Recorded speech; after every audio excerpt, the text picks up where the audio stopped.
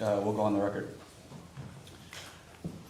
This is a transcribed interview of Michael Donilon conducted by the House Committee on Oversight and Government Reform under the authority granted to it pursuant to House Rule 10. Accordingly, House Rule 10 grants the committee broad jurisdiction for the committee to conduct investigations of any matter at any time.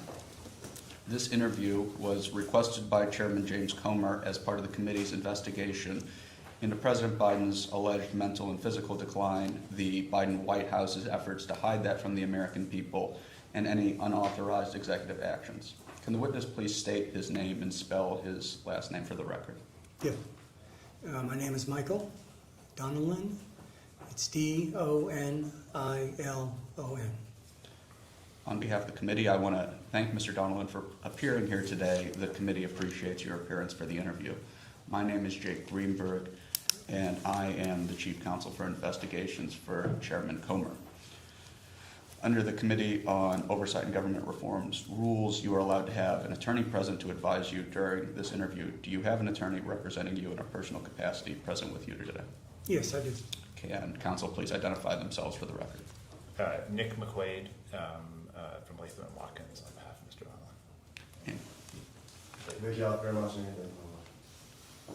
Donilon. Thank you. For the record, starting with the majority staff, can the additional staff members please introduce themselves with their name, titles, and affiliations? Mitch Benzine, General Counsel for the majority. Margaret Harker, Senior Advisor for the majority. Will Harness for the majority. Peter Spector, Professional Staff Member for the majority. Billy Grant, Counsel for the majority. Melvin Soto, the General Director for the majority.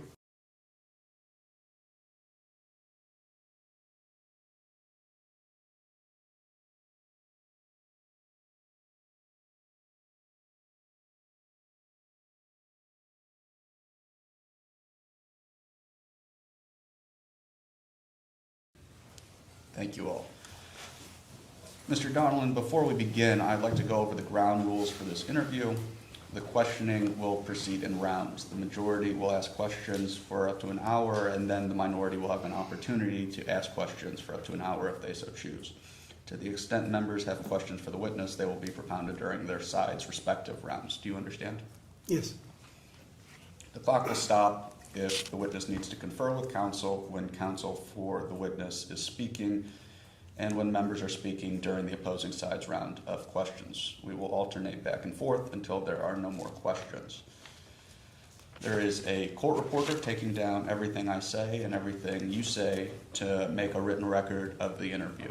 For the record to be clear, please wait until the staffer questioning you finishes each question before you begin your answer, and the staffer will wait until you finish your response before proceeding to the next question.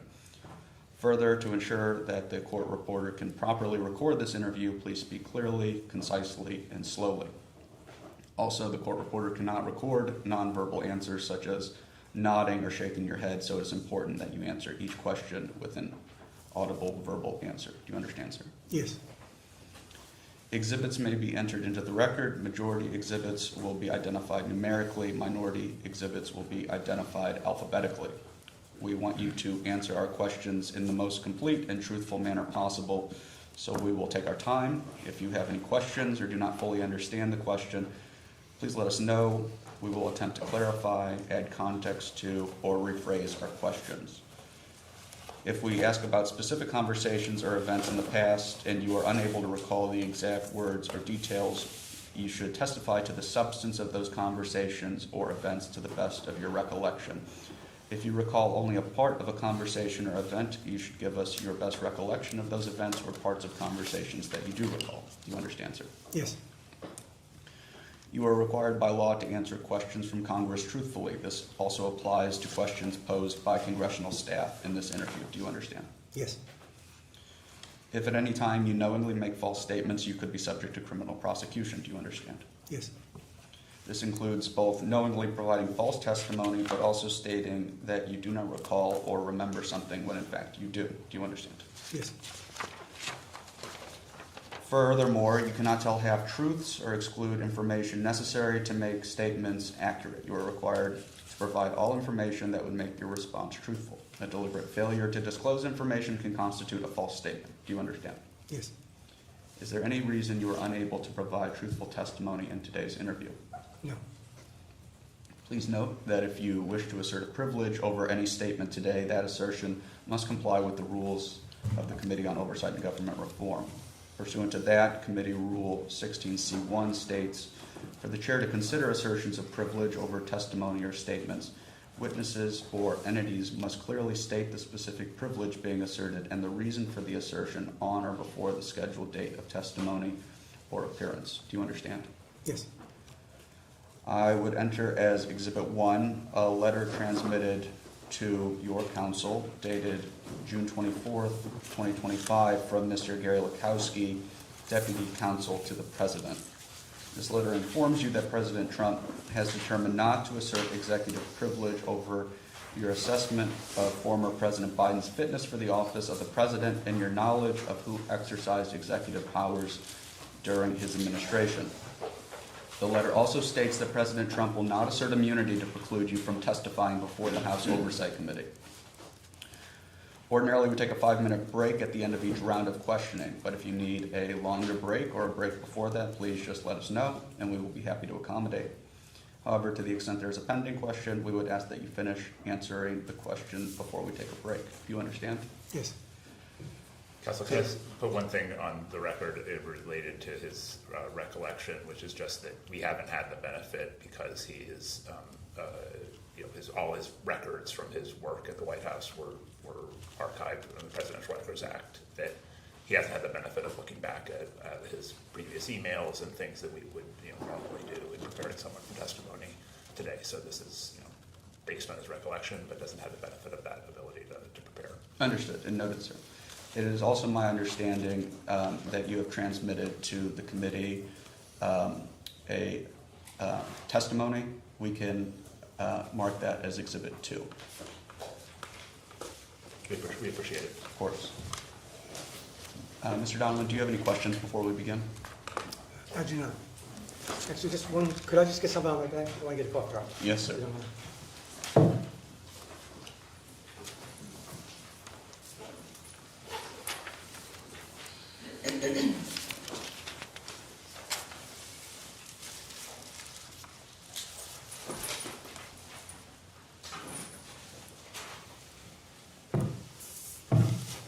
Okay, thank you. All right. My clock reads 10:15.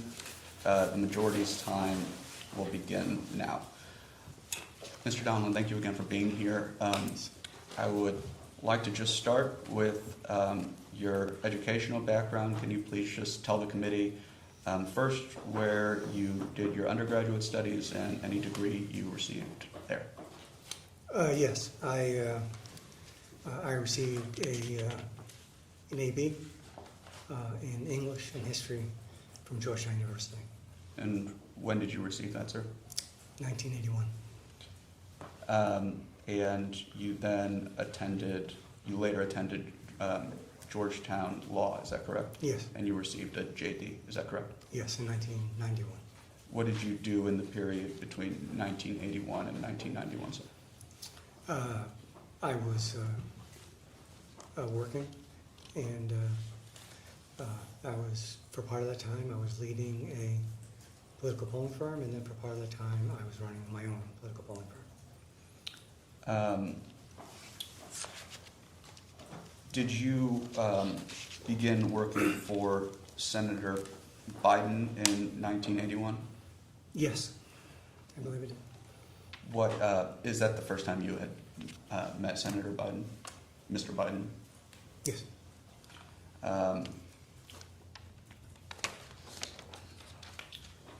What were you doing for Mr. Biden or Senator Biden in 1981? Well, in 1981,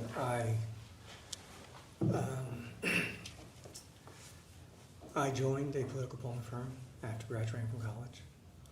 The firm was Cambridge Survey Research. I was a entry-level analyst in that firm. And I was, Senator Biden was a client of the firm. I was assigned to his account. And so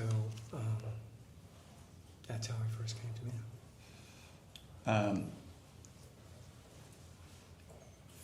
From 1981 to when you received your law degree, did you attend a law school full time, or was it like a night school sort of situation?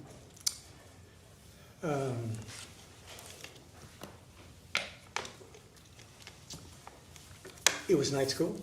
I went to Georgetown Law at night from 1987 until 1991. Okay. And besides Senator Biden, did you work for anybody else between the 1981 and 1991 timeframe? Well, I was, as I said, I was part of a political consulting firm, polling firm, and we had a number of clients. So yes, I worked for a number of people who ran for U.S. Senate, Congress, mayor. Can you just tell me what you were doing and what your job entailed and that kind of work?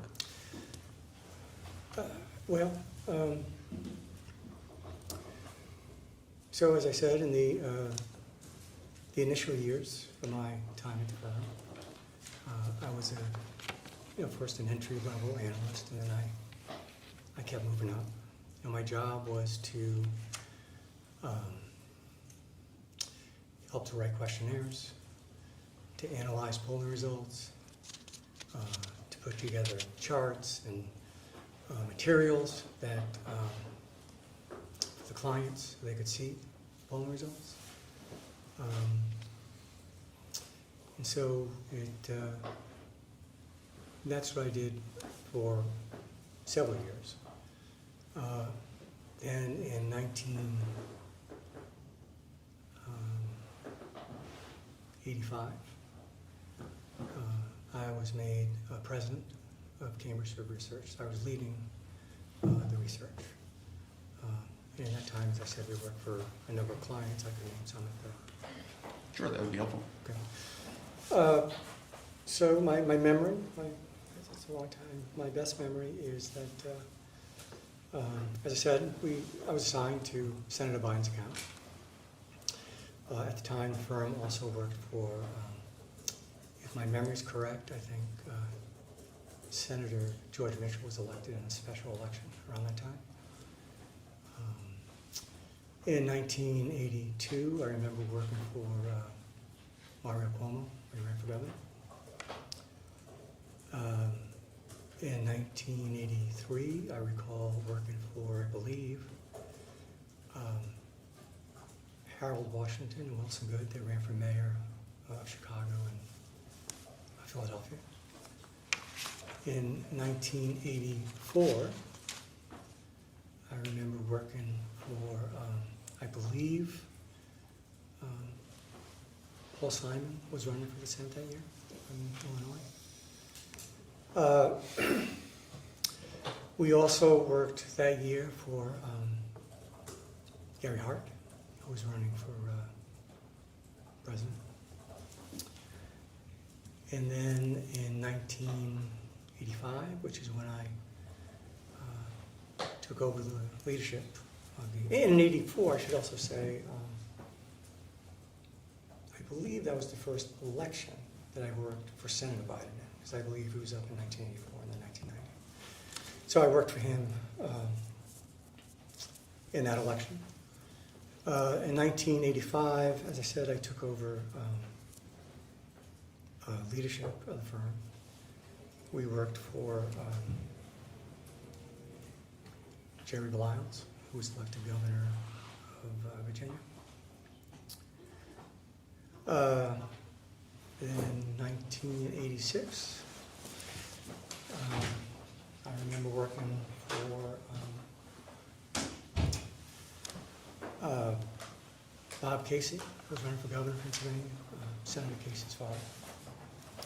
I remember working that. And then in 1987, I worked on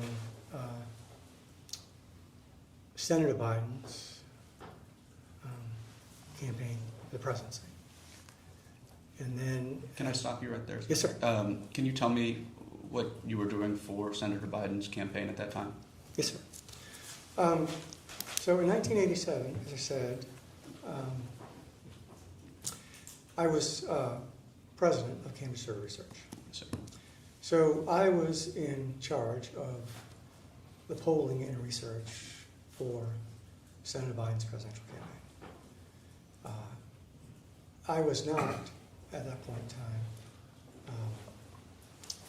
in the senior leadership in the campaign. I was like a step removed. But I had a specific responsibility for the polling and the research in that campaign. you had known Senator Biden at this point at the time of the '88 campaign. You had known him for several years. Is that correct? I knew him.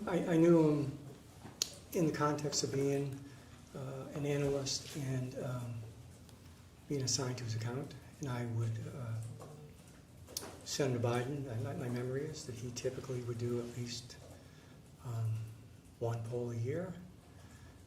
He sometimes would do more. He sometimes would do in-house polling that he would ask us to oversee. So that would be my contact with him, is in the context of preparing those polls and then providing the results and the analysis. And then my role grew, and I got to meet him more and got closer to him over time. And that's what that's in the vein, the vein of my next questions are going to be just how you developed a relationship with Senator and then Vice President and then President Biden. So you know more about this than me. I'm just hoping that you, as we go from the 80s to today, you can kind of fill me in on the development of your relationship as you went from somebody who knew Senator Biden to a very close advisor. Is that fair to former President Biden? I think that's fair. That's how I would say it. So what was, after the '88 campaign, what was your next, what was the next job that you had for Joe Biden? Well,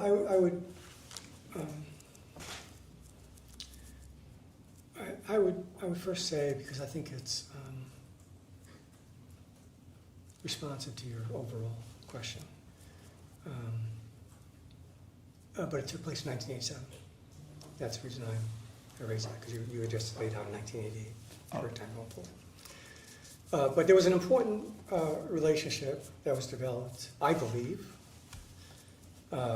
with myself and Senator Biden in 1987. As I said, I was responsible for leading the polling and research. I was not a member of the inner circle or the highest levels of leadership in the campaign. That was my boss. Was very close to Senator Biden. Had been with him since 1972. He got elected first time to the Senate. And who was your boss, sir? His name was Patrick Caddell, Caddel, and he was a well-known, well-respected pollster. As I said, he had done the polling for Senator Biden in 1972, and what was a very surprising win. And they developed a very close relationship.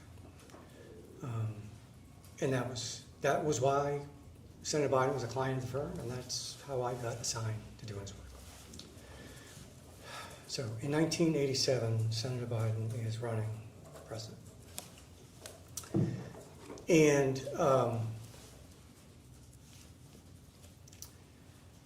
he runs into trouble. He's accused of plagiarism. And the campaign is in a crisis. So as part of our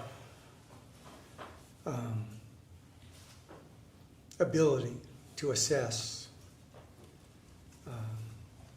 how much damage he had taken and whether he could continue to run,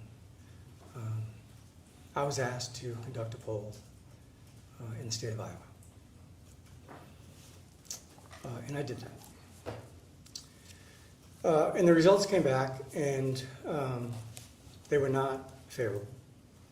In fact, they had showed a dramatic decline in support for Senator Biden. He had gone from being among those leading the race to being at the bottom or near the bottom, but he was clearly hurt. I conducted that poll. When I got the results of that poll, I was asked by my boss to not share the results with anyone because they were as negative as they were. On the day I left the office with that instruction, I went home to an apartment in Northwest DC. And at that time, you may or may not know, I'm a little older than you, maybe a lot older. There was no caller ID. You know, you had a telephone and you answered it. I was home, I answered the phone, and my memory is this. And my memory is, on the phone was Ted Kaufman, who was Senator Biden's chief of staff. And he just asked me out of the blue, Mike, what are the results? So I was faced with a dilemma. I was thinking about how I would answer, and then moments later, on the phone, was Joe Biden. And he said, Mike, it's Joe, what are the results? And in that moment, I chose to give him the results. I gave it to him clearly and directly. He then asked me my opinion. Now I am at this time 27, 28 years old. I don't know. And he asked me my view of the data, and I said I thought that he couldn't be elected president that year. And that I thought he should return to being a senator in Delaware. And I say that only because in my mind, and this is in my mind, I believe that's how I first really built my relationship with Joe Biden, which is with a willingness to be frank and honest directly with him. There were then subsequent meetings. I was not part of the subsequent meetings about what he should do. I can't say I was part of the decision that he made. He ultimately made a decision to leave the race. And so I think that established a foundation, a basis, a kind of framework for our relationship that I try to keep to for the rest of my time working with Senator, then Vice President, and President Biden.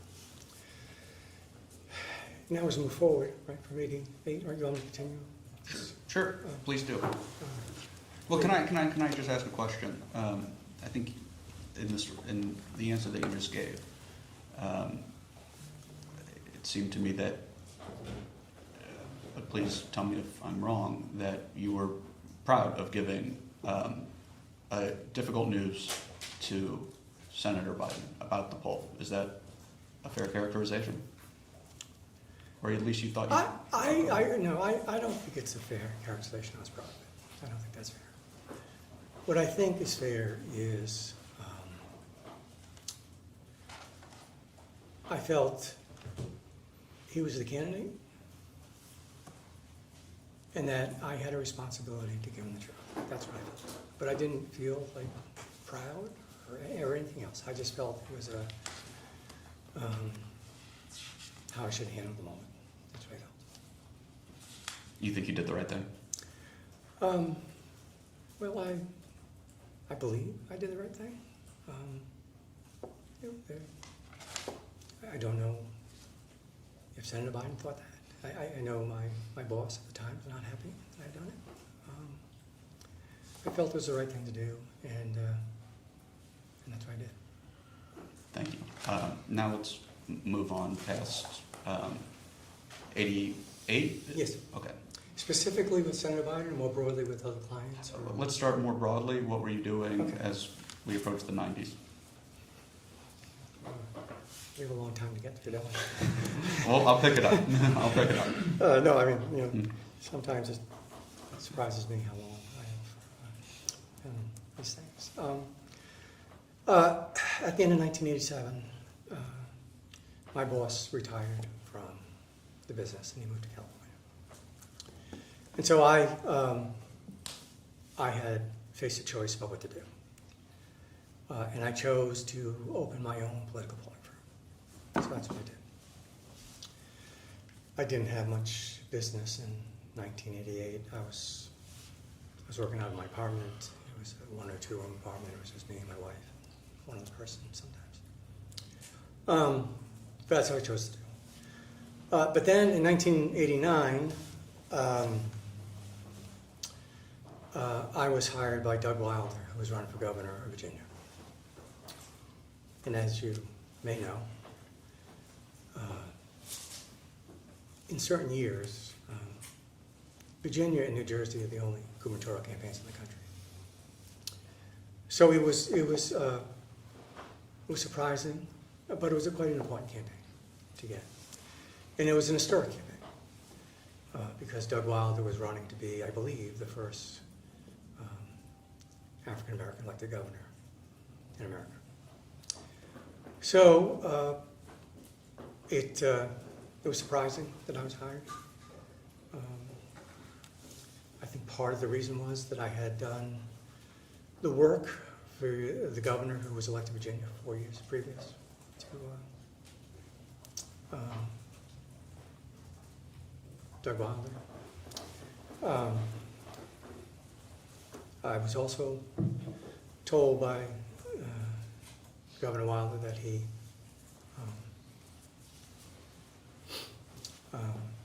was looking for someone who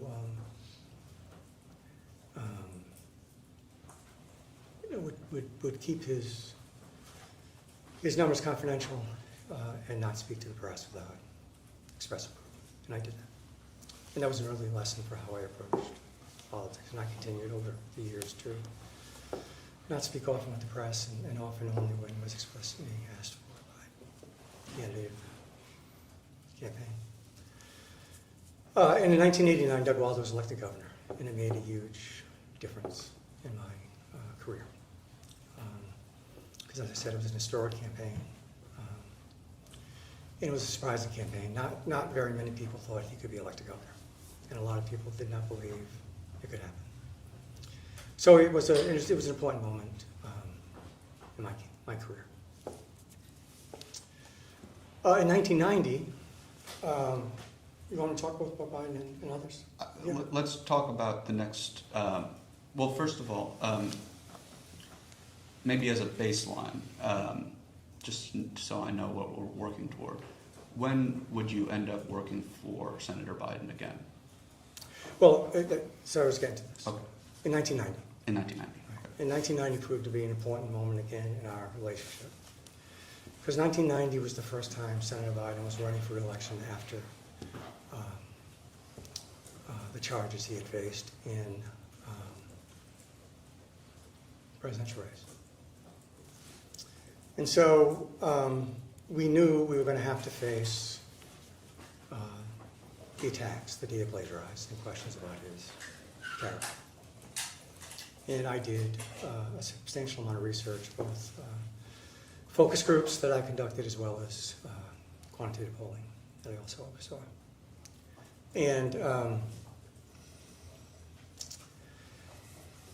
And I came to him and I gave him what he felt to be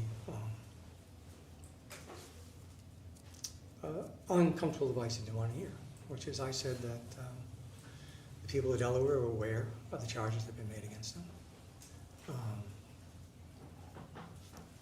They wanted to support him again, and they did support him in very strong numbers. But that would be very difficult to convince them that there was no basis to those charges.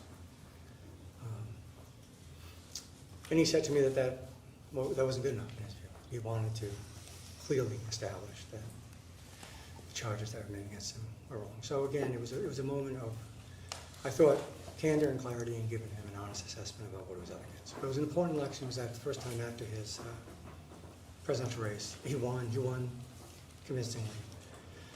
So that was another, because in '90, that was the first time I was the lead in the campaign absent Pacadell. At this point, you had spent nearly a decade working around politicians, is that right? Yes.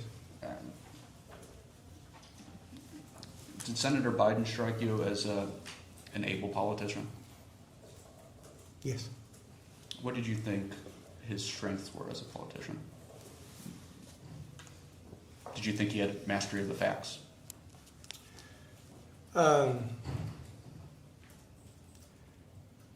Well, I did, and and one thing I would say, because I think it's relevant to a lot of this conversation, is Joe Biden always approached every issue wanting to know more than anybody else in the room. And he had a deep interest in substance and facts and being fully prepared. So yes, I thought he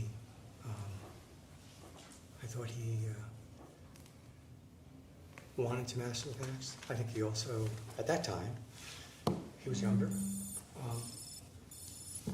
He was younger, and he was seen as a charismatic rising star in the party. Someone who had enormous personal appeal, was quite likable. He always demonstrated great empathy and understanding of people. He was seen by the people of Delaware as someone who was very attentive to their needs. He was seen as a very good constituent service senator. So I had a high opinion of Senator Biden.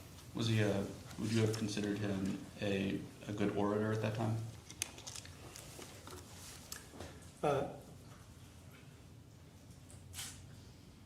Yes, I think he had a reputation for that, and I believe that to be true. Do you want me to continue, or what do we do? Yeah, let's keep walking through Okay. your relationship with Senator Biden and how it developed. Right. Well, then, just to keep a chronology in my head, in 1991,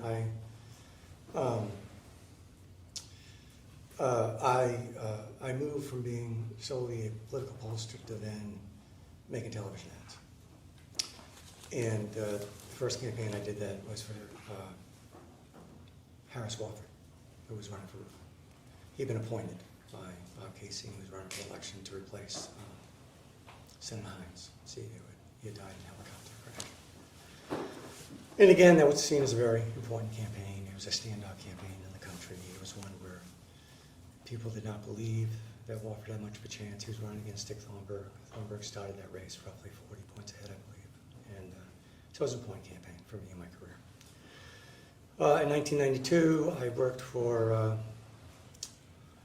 Bill Clinton's campaign for president.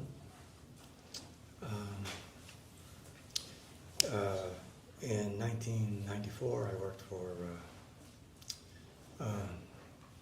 Zell Miller, who was governor of Georgia.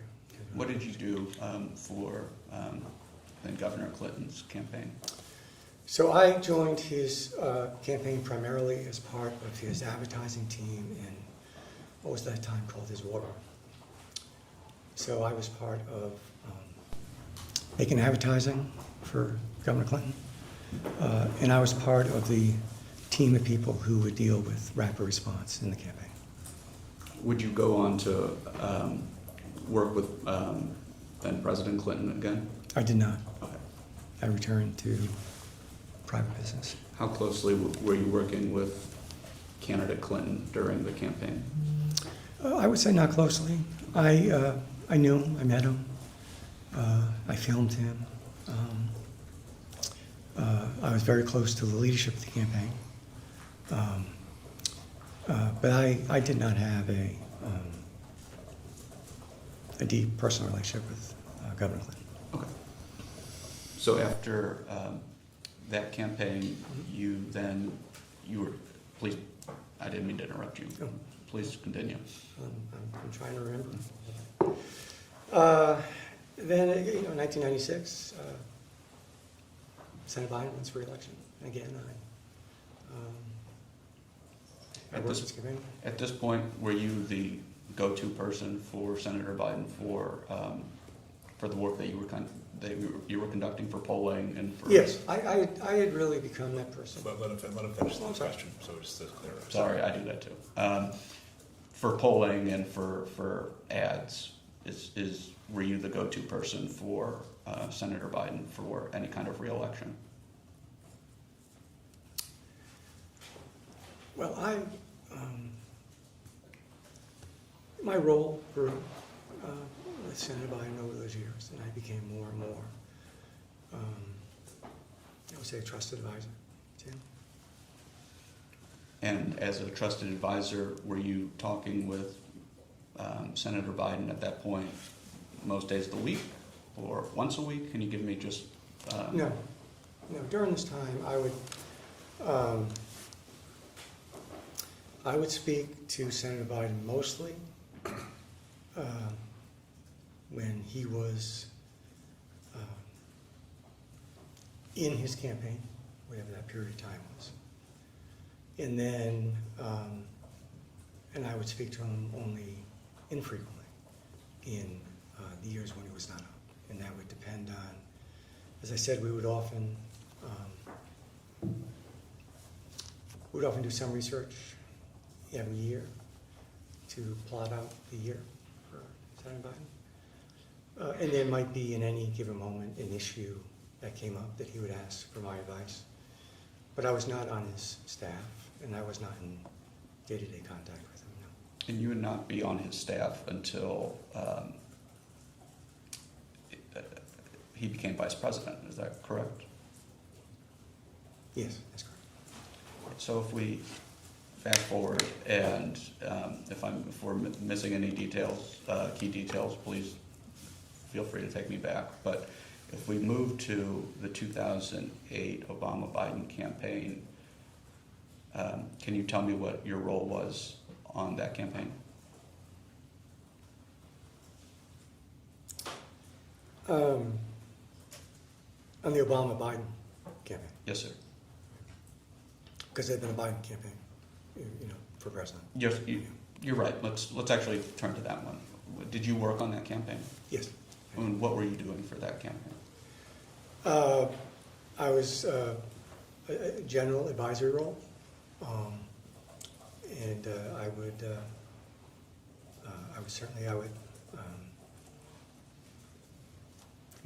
review his polling. I would take a look at statements he would make. We would have debate prep, and I was part of the what I would call kind of a decision-making group. You made reference earlier to an inner circle, and I don't mean to imply any kind of nefarious connotation to that kind of phrasing, but is it fair to say at this point that you were part of an inner circle to that campaign? Well, I think it would be fair to say that I was seen by Senator Biden as a trusted advisor who he wanted to hear my input. Can you walk us through why that campaign ultimately did not succeed for presidency? Well,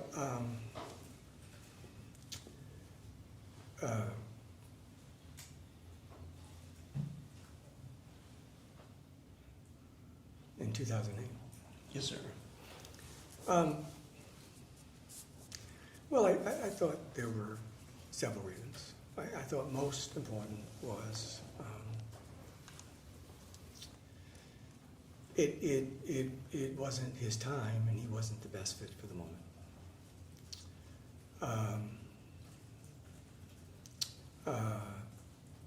You had Senator Clinton, Hillary Clinton was running. She was very strong. And you had Senator Obama, who was, you know, a rising new voice in the country.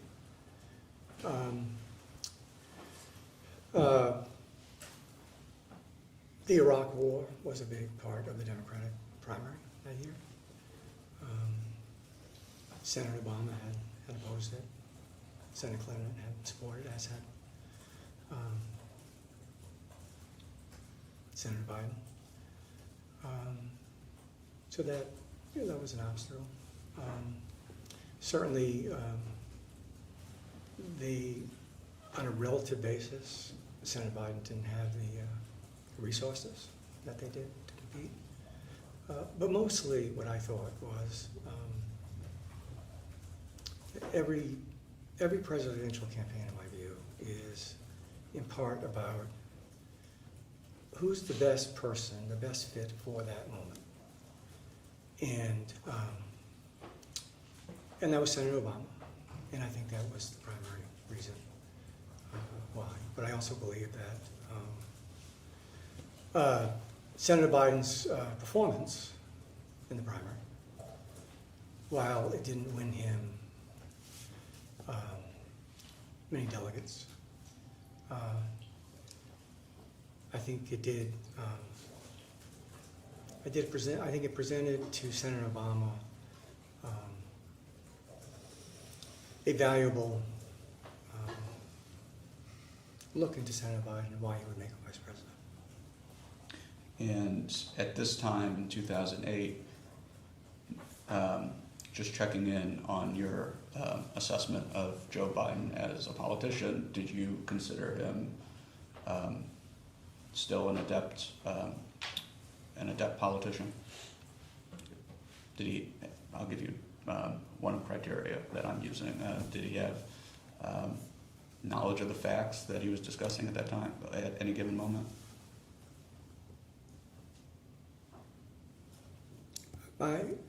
My belief is he did, yes.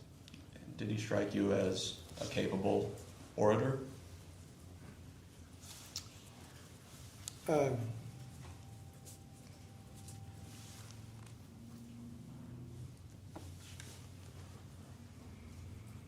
Well, yes, I thought he was a capable orator. And there were Senator Biden in 2008 participated in primary debates with the other candidates. Is that correct? Yes, I believe he did.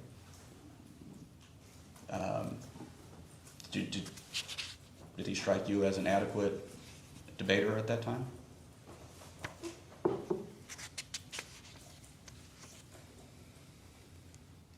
Yes, I thought he was an adequate debater.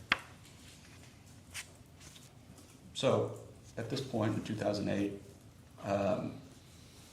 having known Senator Biden since 1981, obviously an older Joe Biden, but would you consider him still pretty much the same Joe Biden that you met originally in 1981? I can clarify if you'd like. Would you consider him just as able to do his job for the people of Delaware as he was when you first met him?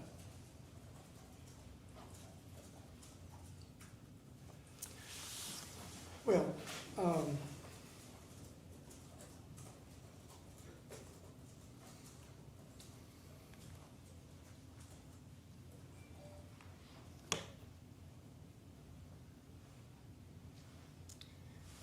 I would say yes. I thought he was capable, and I thought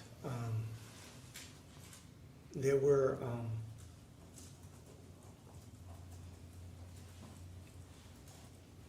there were things about him that were a great asset. As I mentioned, I think he's always had tremendous empathy. I think Senator Obama very much believed his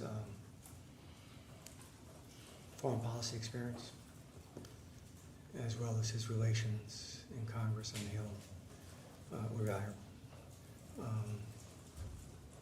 I will say, because it occurred in that campaign, and this was true of Joe Biden throughout his career, that I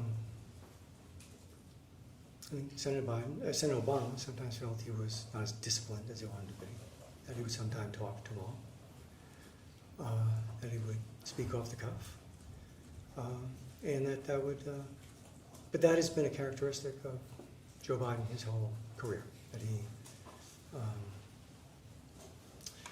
but as I understand your question, I thought he was capable, yes. And when Senator Obama picked Senator Biden as his running mate, what did your role become in that campaign? Did it change much? Well, yeah. Did it change much? From The work that you had been doing just when it was the Biden campaign. Biden campaign. I see. Well,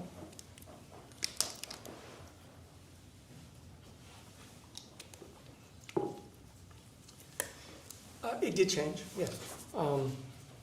In the Biden campaign, as I said, I think I was seen as one of the leaders of that campaign, and I believe that's how Senator Biden looked at me. I did not have that role in the Obama-Biden campaign. I didn't have a relationship with Senator Biden. I'm sorry, sir, just to clarify, a prior relationship, or are you saying that you didn't develop a relationship with Senator Biden, or Senator Obama throughout the campaign? No, my point is that I by that time I had I would say a close relationship with Senator Biden, and he saw me as a trusted advisor. I did not have that relationship with Senator Obama, and I was not at the center of the Obama campaign. That was a whole different leadership group. So I wasn't in the same place in the orbit of that campaign. My role was, I would say, I guess my memory is, I guess I played probably three primary roles. One is, I was asked by the campaign to travel with Senator Biden, so I did that a lot. I was asked to contribute to his acceptance speech at the Democratic National Convention and his speeches and remarks in that campaign. And I was asked to participate in his debate preparation. The debate preparation for the vice presidential debate. Is that Yes. correct? Just make sure you let him finish. Sorry? Take your time. I don't have an exhibit for this characterization, but I've seen it, and if you reject the characterization, feel free to reject it. In preparing for this interview, I have heard that you have been developed President Biden's voice. You have been able to capture how President Biden speaks and write speeches to that effect. Is that fair?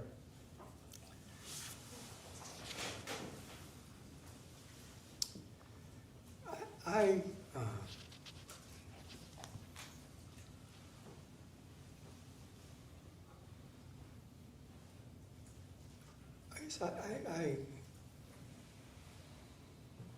I don't think I would characterize it that way. That's not how I see myself. I see myself as,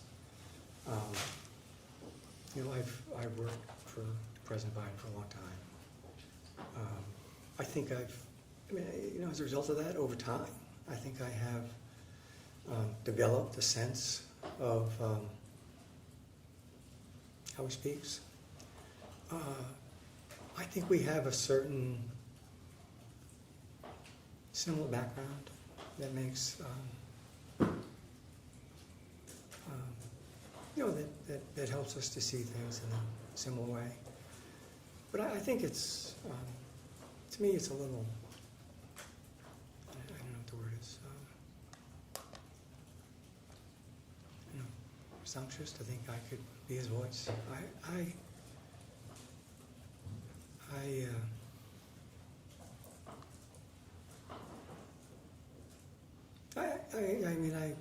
I've seen that characterization. I know that's out there. But how I saw myself was,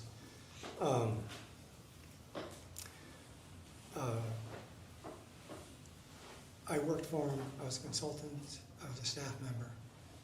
I was an advisor. I had a job to help him succeed, and I did participate in many of his speeches, and I did have a role in the White House to kind of oversee his remarks writ large.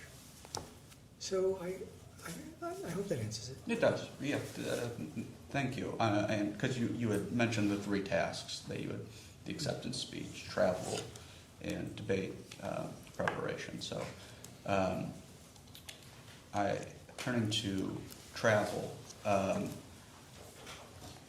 what does that mean? Was there a bus? Was there a plane? What kind of travel were you doing at this point?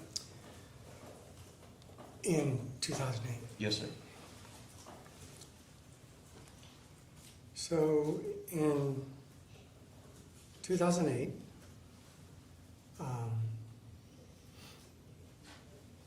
Senator Obama picks Senator Biden to be his vice president.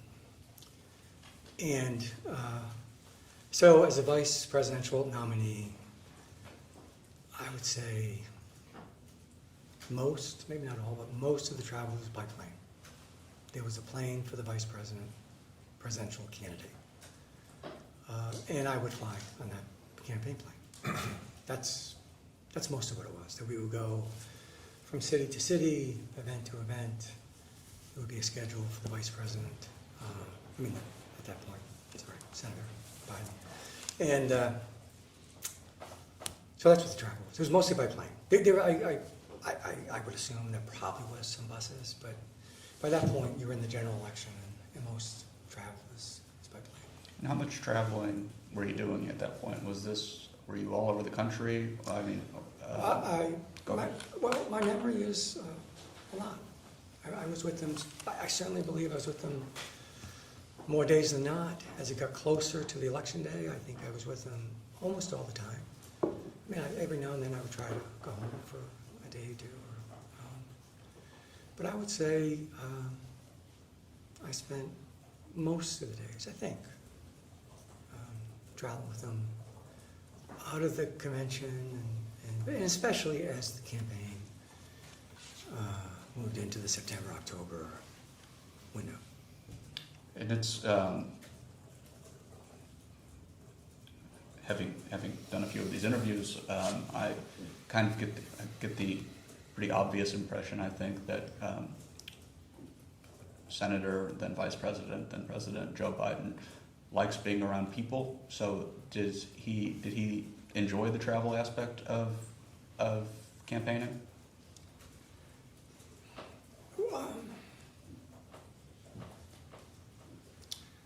Well, there's sort of two pieces to it. I'm not sure he enjoyed the travel. I don't know that. I do believe he enjoyed meeting people, and I do believe that he he would be energized, and he liked the personal interaction. So that certainly, as to whether he liked being on a plane and traveling, that I'm not certain of. That makes sense to me. But energized is from going all over the country and Well, yeah, look, I'm sorry, you finished. energized from going all over the country and meeting people. I don't want to be causing problems here. Look, I think my experience with Joe Biden, Senator, Vice President, President, was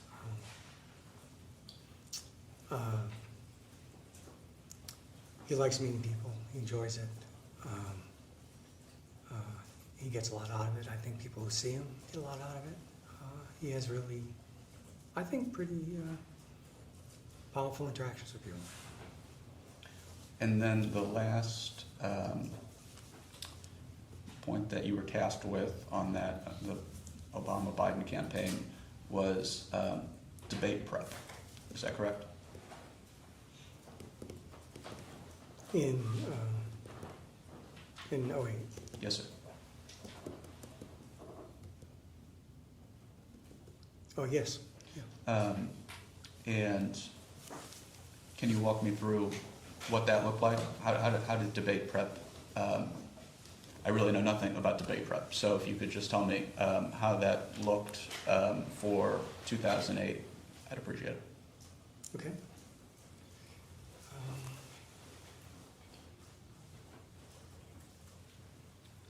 How it looked. What was the system for preparing Joe Biden for a debate? Okay. So in 2008,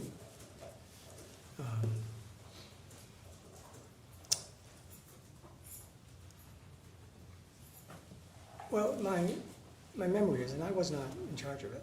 I was a participant in viewing, the exercise. My memory is there was a room set up, I believe, in Delaware at a hotel. And that room would have sort of places that the candidates would stand on the debate stage. There were two separate podiums. There would be, it tried to mimic what the debate night was going to be. There would be the candidates, there would be the people asking questions, then behind them there would be a group of people from the campaign who had different responsibilities. There was always a big team that were responsible for the research and the specific information relative to any questions that were being asked. There would be others who would have more of a communications perspective. There were others who, like myself, who would just be asked our opinion of what we were seeing. It was, my memory is, I think it was led by Ron Grant, I believe. And so we would schedule time. There would also be a room set aside to have conversations with Senator Biden. And so we would spend a lot of time going through the substance of the day, preparing what people thought were likely questions and likely answers. Senator Biden would keep working and reworking them. And then there would be some practice as well. And I know that was more than 15 years ago, so I'm not holding you to specifics here, but do you know how long of a period you were preparing for that debate? Was it a day? Was it a week? Was it a month? Well, I can't say. I don't think it'd be a month. I think that's impossible to get in a campaign. It was more than a day. I don't think it was a week, but I can't say with any certainty about how long it was. There were at least a couple of days. I can't say with certainty how many. And Did Senator Biden enjoy the work? Seem to enjoy the work? Well, did he enjoy the work?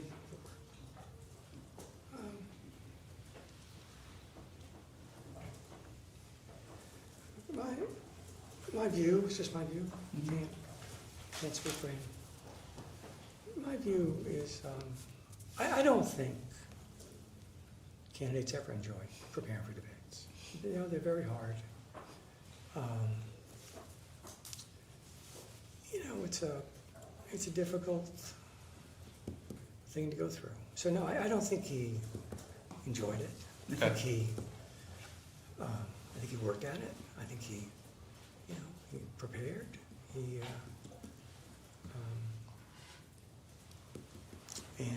So that's how I think about it. Did you think he was taking it seriously, though?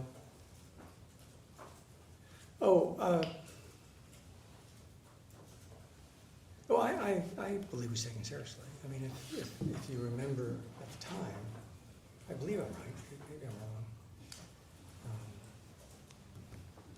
He was debating Governor Pitt, I believe. And as a result, it was a debate that was going to get a lot of attention, more so than most vice presidential debates. And so and there were a lot of complicated problems associated with it. And yes, he took it seriously. Do you think he performed well during that debate? Do you remember? I do remember, yes. I watched it in a holding room. I wasn't in the actual room where the debate was held. And I don't know where it was. I don't remember the city. Neither.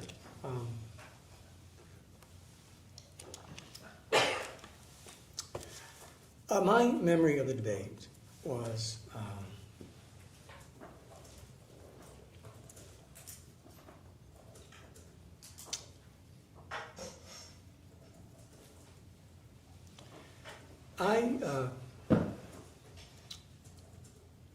I thought he had done well. Yes, I did.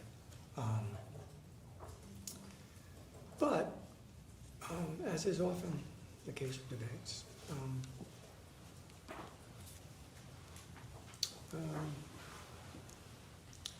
I remember people saw it differently. I mean, I can remember especially the people in the room who came out felt that it was going to be a problem. They thought that Palin may have won. My view watching it from where I sat was I thought Senator Biden had done well. So that was my take. And soon after that debate, Senator Biden would become Vice President Biden. Is that correct? Yes. So, however the debate went, it was not catastrophic for that campaign. Would you agree with me on that?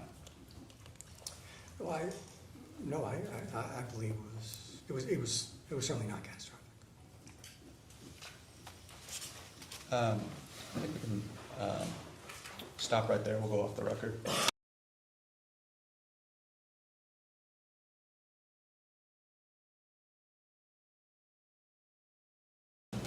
All right, we'll go on the record. The time is 11:22.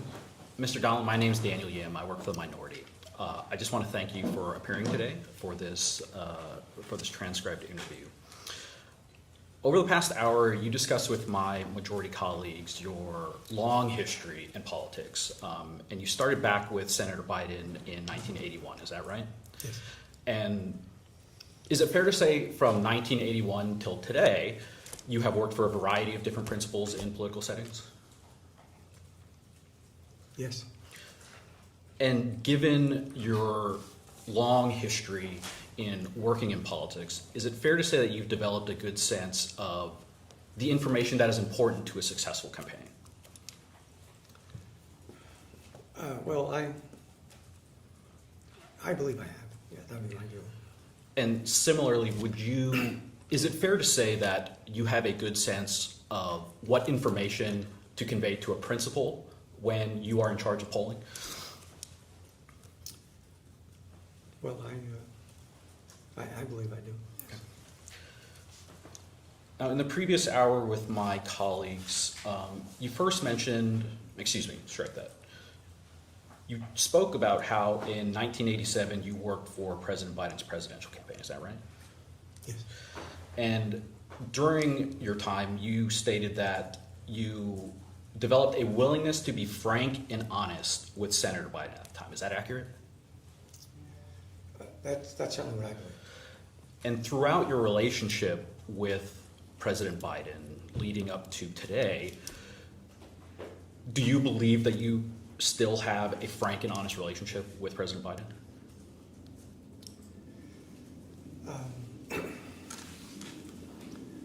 Well, I believe I do, and I, just he has. I mean, not to get into conversations, but he's conveyed to me that he believes I have been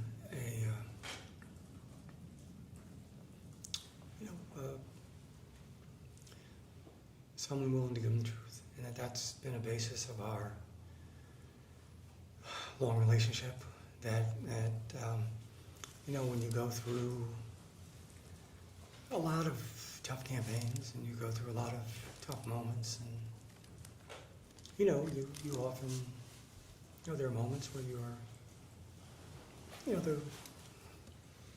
that's how someone builds their assessment of you. And I think he believes, and I certainly believe I try to give him the most honest assessment I can on anything. And in that vein, you also spoke about your time working on the 1990 Senate re-election for Senator Biden. Is that right? Yes. Senator Biden. And during your last hour, you mentioned how you gave uncomfortable advice to President Biden. In this context, especially related to the allegations that were lodged against him in his prior presidential campaign. Is that right? Yes, that's accurate. And again, similar to my prior question, dating back to 1990 to today, is it fair to say that you have always given relevant, if not uncomfortable, advice to President Biden? I believe I have, yes. Great, we'll go off the record. Sure. We'll go on the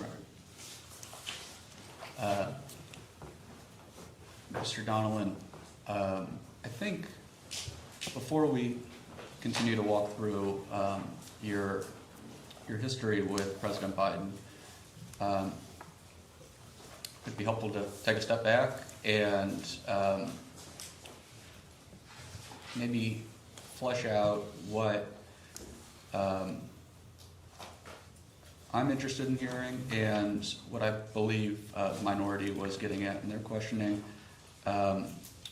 which is there have been several books and publications released that question or indeed assert that President Biden experienced a deterioration in his mental acuity, either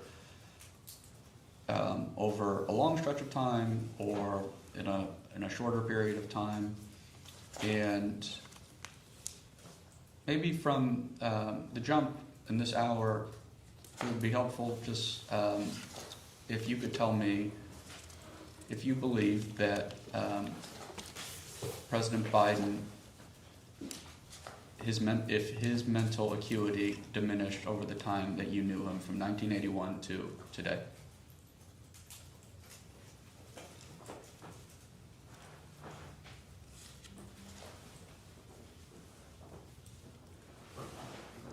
From 1981 to today. Well, I guess what I would say is that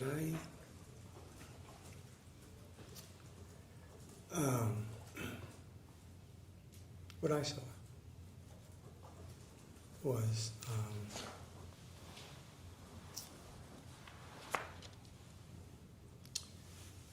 someone who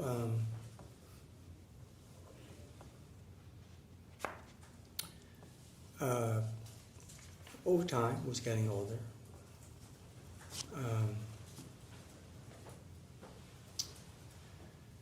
But I believed his mental acuity was quite strong until the end of the presidency. I still believe it.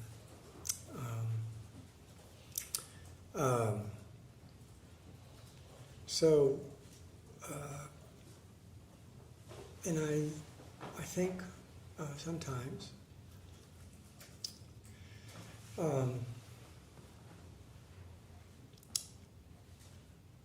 people look to things that suggested to them an issue, which have been to a varying degree part of who Joe Biden was throughout his whole time in public life. He has been prone to speak too long. He's been prone to give discursive answers.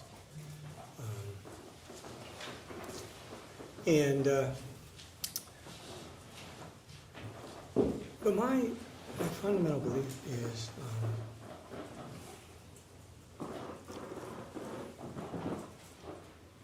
I thought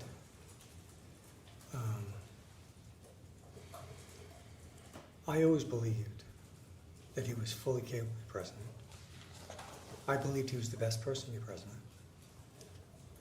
I believe that through the end of the presidency, and I say that as someone who I spent a lot of time with him. I've seen him over a long period of time. And while some focus on whether, as he's gotten older, where there are some issues associated with that,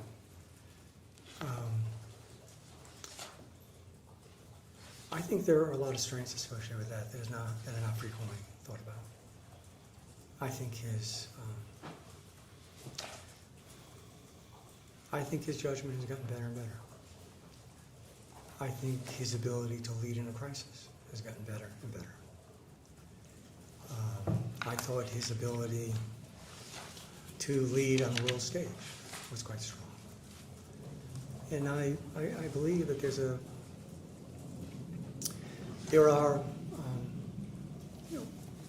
certain things that everyone experiences as they age that I believe are normal. But what I saw was a president who I believed was quite good at his job. And we, in the context of this conversation, in these books, there's been a lot of conversation about how something would raise a question about the president and therefore be concerned. But what I don't believe you find is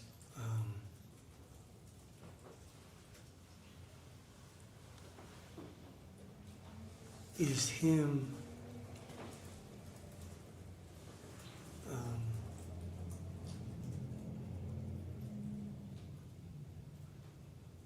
I think he demonstrated on a day-to-day basis that, in fact, he was doing the job of president day in and day out and doing it quite effectively.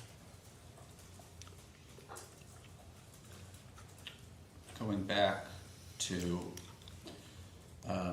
the three tasks that you were tasked with during the 2008 Obama-Biden election. I don't have the transcript in front of me, so what I wrote down, you having said, was that President Biden, in campaigning all over the country, flying all over the country and meeting people, returned energized. Do you remember saying that? No, I don't think that's accurate. What you asked me, I believe, was, did Joe Biden take energy from personal interactions? The answer to that, in my view, is yes. That's a different question than whether or not the wear and tear of travel makes somebody energized. So what I believed, and I think this is widely known, is that Joe Biden takes energy from meeting people, talking to them, hearing their stories. That's energizing. Campaigns are grueling. Jake, we can look back, I think he said he didn't like the travel, actually, was his answer. Sure, and I accept the distinction that you're making. With the wear and tear of campaigning, did you see that have a noticeable effect on Joe Biden in 2008?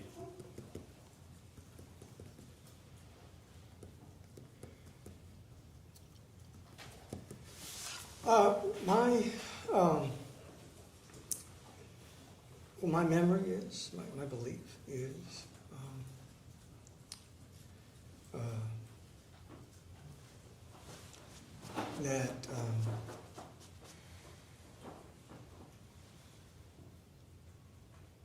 that he, that he ground him down. That I think he, you know, and I don't know anyone who goes for a presidential campaign who at the end of that campaign isn't tired. And yes, I think he's, you know, you go through a campaign and you have the, you know, the day-to-day events that are scheduled. You have issues that come up. You have press stories you're dealing with. You have to, you're juggling a million things. And so I would say at the end of the campaign in 2008 that I mean, the campaign was energizing because it was historic. But the campaign itself was hard. What is the longest period of time that you remember 2008, recognizing that it was quite a bit ago, that then Senator Biden would need, let's say you just did a long stint of travel, that was the longest period of time that Senator Biden on the campaign would need back at his residence to be ready to go for the next stint of travel? Oh, I have no memory. I have no way of knowing. Well, do you remember him ever saying he needed a week off to get ready for the next stint of travel? I remember it being, my memory is it was pretty nonstop. I don't know. I don't know whether, I just don't know. Sure. And we're going to talk more about the debate today, the 2024 debate against Donald Trump. We're going to talk about that, and we're going to talk about the preparation period before that debate. But when we spoke to Mr. Klain said he arrived at Camp David to prepare Joe Biden for that debate, and he described him as exhausted. Is that how you remember President Biden being during that week before the debate?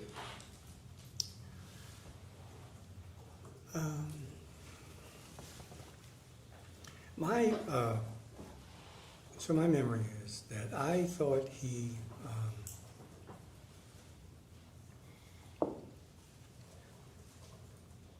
was tired. He had been to France for the D-Day celebration. He then came back and then went back to Italy, where there was I can't remember, it was a G20 or G7, one of the Gs. Came back. Actually, on the way back, flew directly from, I believe, and I could be wrong, but I believe he flew directly from Italy. He stopped, I think, at Andrews, then went continued on to Los Angeles. Then after that, I don't remember if he went back to DC or I don't remember when debate camp started. So he had had a lot of travel. And of course, you know, his whole presidency had been quite consequential, I thought, in terms of the number of things he was dealing with. Being at home or overseas. My bigger concern at debate camp was that he seemed to me like he was fighting a cold. And that was proving, I thought, to be a problem because it impacted his voice, and I'm sure it made him feel not so great. So that's memory of how I thought about things when we were there. So, and again, we'll talk more about specifics about the debate, but do you think that, well, let me just say, I think that the consensus after the debate was that President Biden had not performed very well during that debate. Do you agree with me?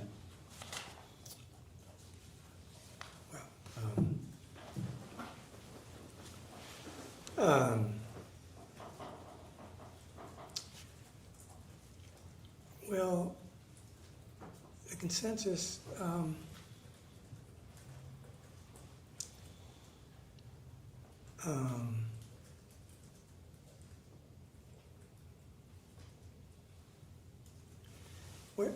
what I would say is,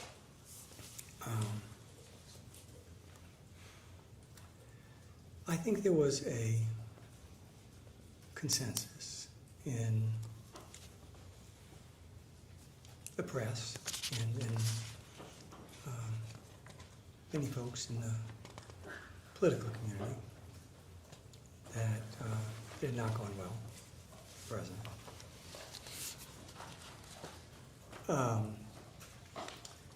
I believe the voters had a different reaction, and that they had a much more measured response, I thought, to what they saw. So that's what I thought. I asked this of Mr. Ricchetti yesterday, or a version of it. Do you think that the aftermath of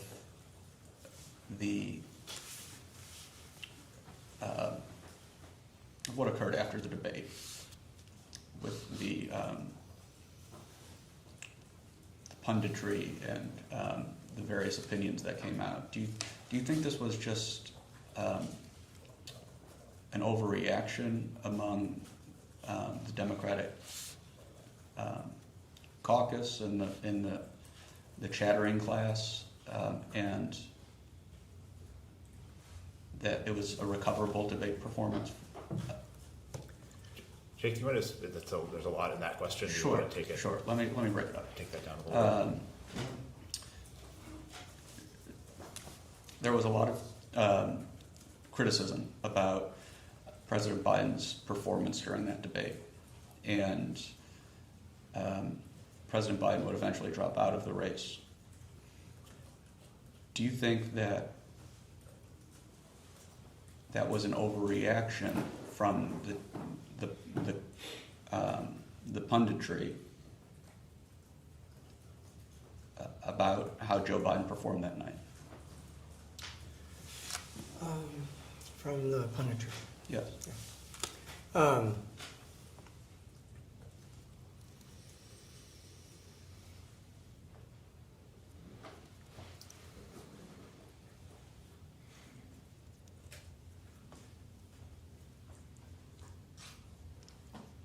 I believed, my opinion,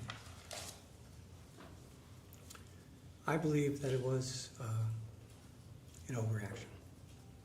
Yes. Aside from the punditry, one of the reactions, or one of the consequences of President Biden's debate performance was increasing number of calls from here on the Hill and leadership in the Democratic Party, either for Joe Biden to reassess his reelection campaign or to drop out. Do you think that was an overreaction?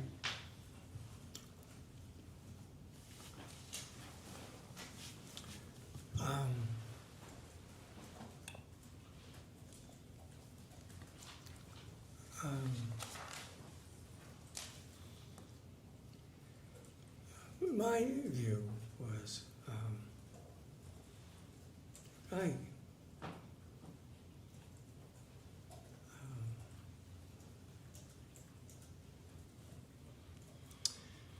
I understood the reaction of people.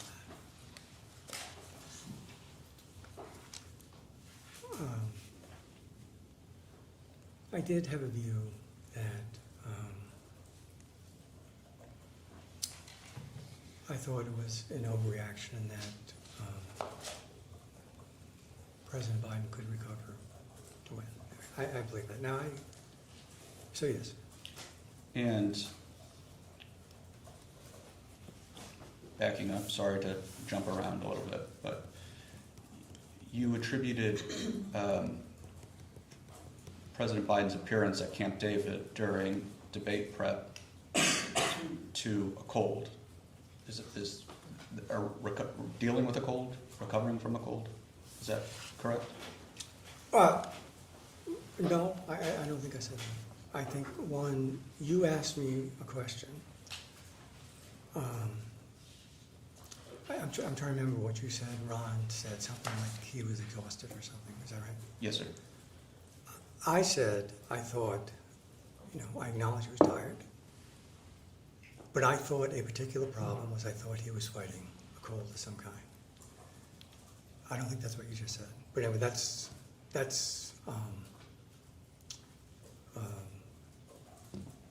so then that's how I saw it. Do you attribute President Biden's performance during the 2024 debate against Donald Trump,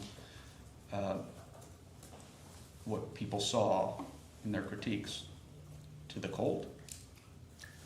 So, Jake, just to get it, so Sure. like a lot of little pieces in that. Can you do you want his assessment of the performance or the punditry or? Sure. Thank you, Ned. Let's take it back. Do you attribute President Biden's appearance during that debate mostly to the cold?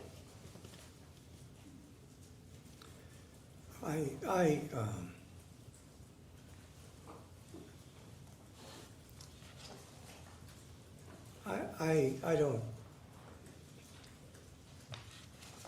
don't know how to assess a percentage of any impact of the various contributors to it. I certainly think that he was tired and that his schedule, especially his foreign travel, I think was a factor. I thought his fighting a cold, I thought, was a factor.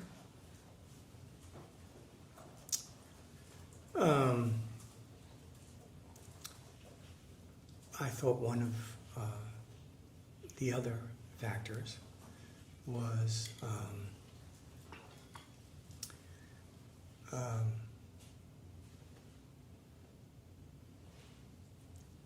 how much he had on his plate.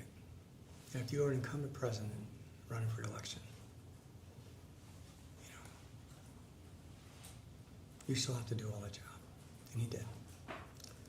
So that's a heavy grind. And one other factor, at least I believe, and it's again an opinion, is I think I think it's more common than not. I think it's accurate to say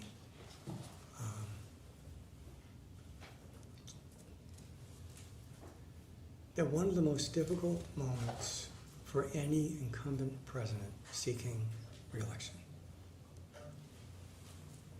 is the first debate they have in the general election. Okay? Because you have, I think if you look at President Obama, certainly had a difficult debate with, I guess then Governor Romney, former Governor Romney.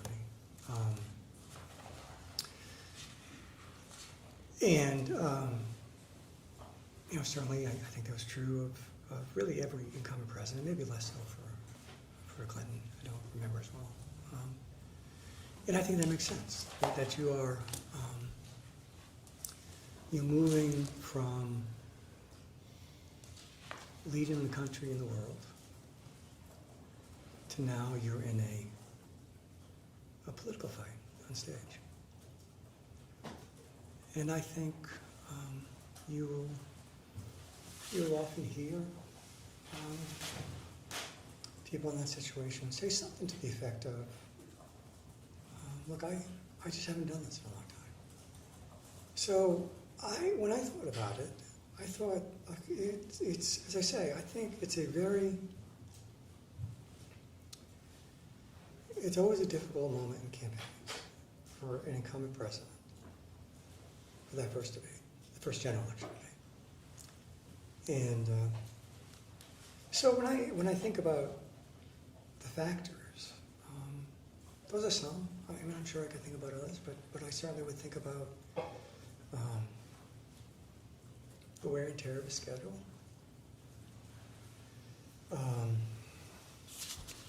Physical health relative to it's cold. I think it was cold. I don't know for a fact what it was. It certainly seemed and sounded like cold. And as I say, the responsibilities as president.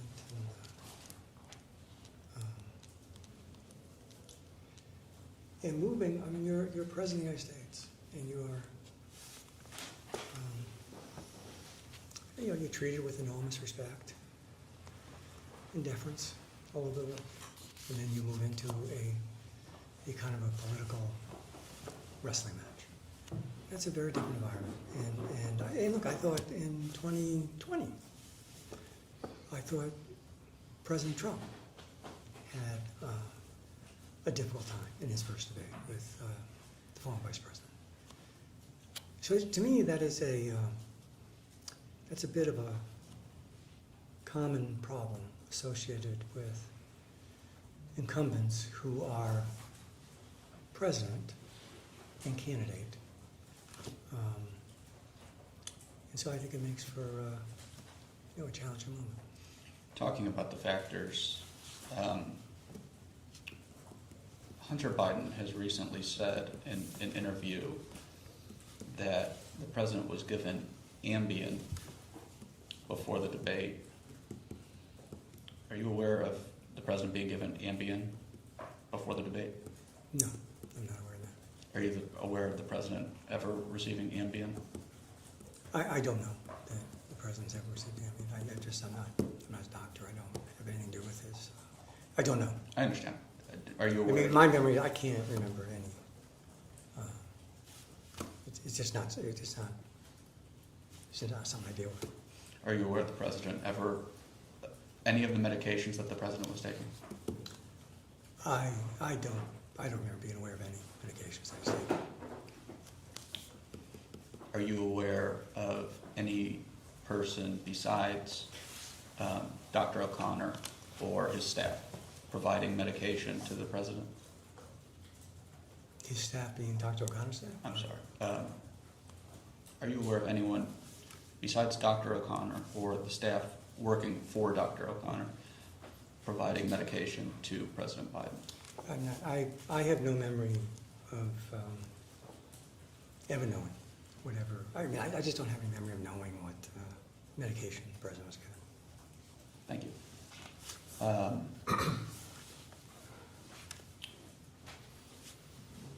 do you attribute to one of the, strike that, still on the factors of President Biden's debate performance in 2024, do you think one of those factors was a lack of preparation for the debate?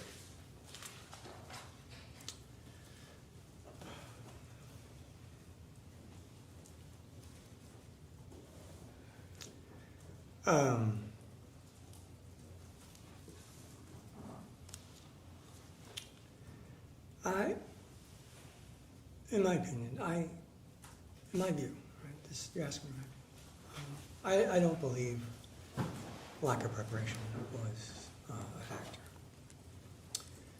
factor. What I believe is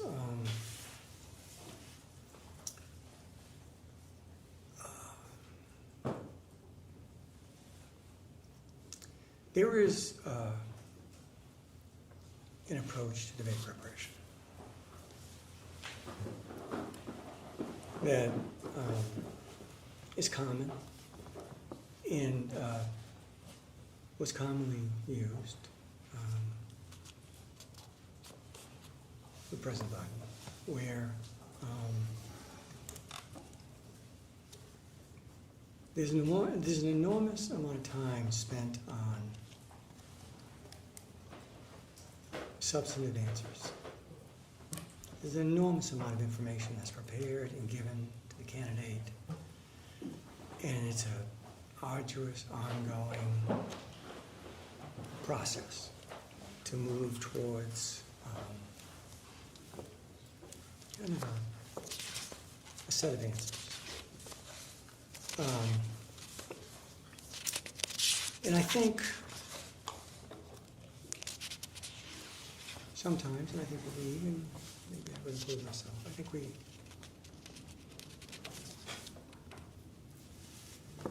spend maybe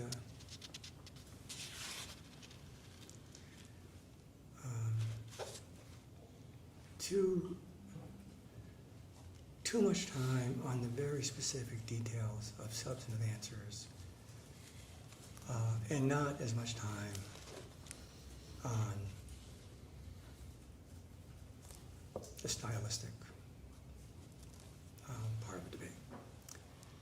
That is part of who Joe Biden is. He, as you mentioned earlier, he likes to be fully briefed. He likes to have a deep well of information on everything. He is always asking for more information. So I can't say that it was a lack of preparation, but I can say I thought that was the approach you took. Is that kind of over-preparation what you witnessed at Camp David the week prior to the debate? Well, I'm sorry, did you finish your question? I did. I'm trying not to do that, so hopefully I did.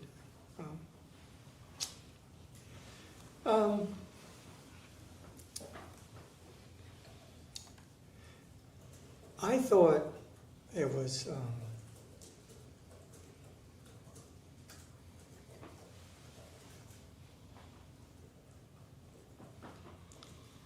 look, it's just my opinion. I thought that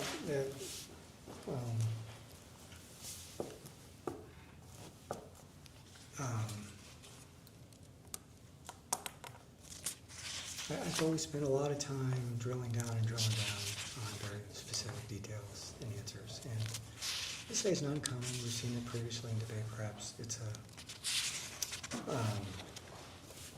an approach to debates, and so that's my take.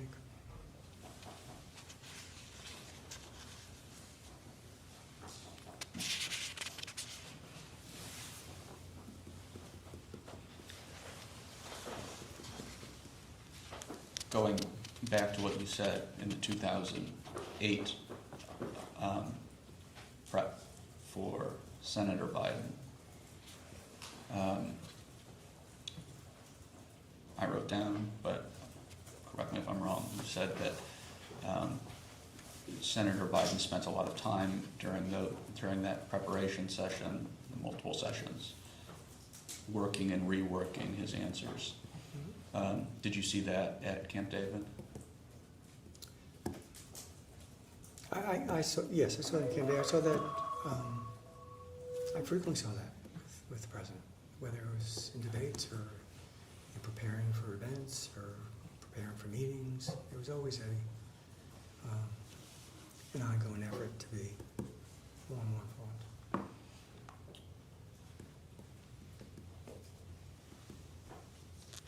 Was he engaged, would you say, during the preparation session at Camp David in the debate prep?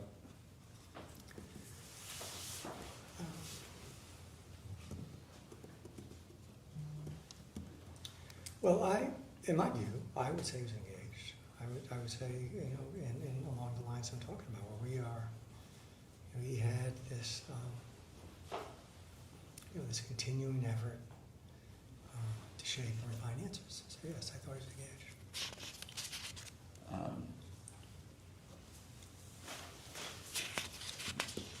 I'm paraphrasing what Mr. Klain told us, but Mr. Klain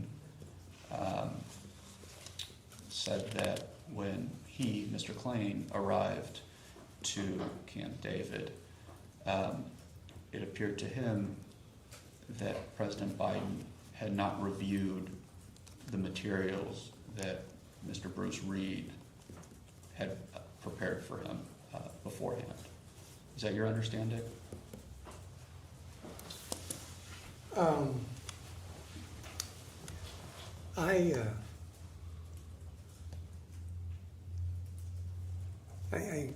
I don't remember that. I don't know that I can't say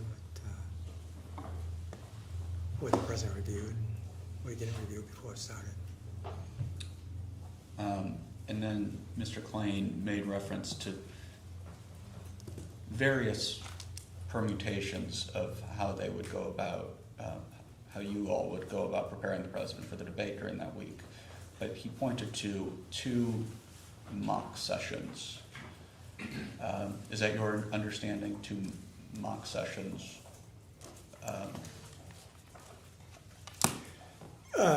Well, I can remember 2 mock sessions. I don't remember if there were others, but I do remember 2, yes. And at one point, did President Biden say he needed to go get some sun and go up by the pool? I don't remember him saying that. What I remember is he felt his time was going to be better used working through the specific details of the question and answers than in more mock debate. He did go back to his cabin. I certainly had a view that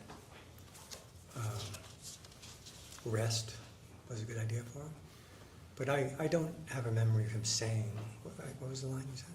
That he needed some sun or something along those lines? I don't have a memory of that. I don't. And now there is a pool by the president's cabin at Camp David. He may have gone up there.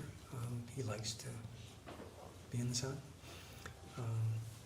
But that's my memory of the dynamic was the president didn't feel comfortable and wanted to get more comfortable with the specifics and details of answers than he was in the back and forth of a mock debate. So was the president over-prepared for the debate?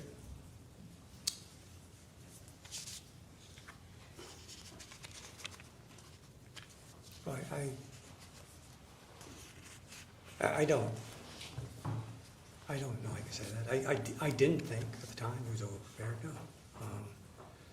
What I'm saying is, you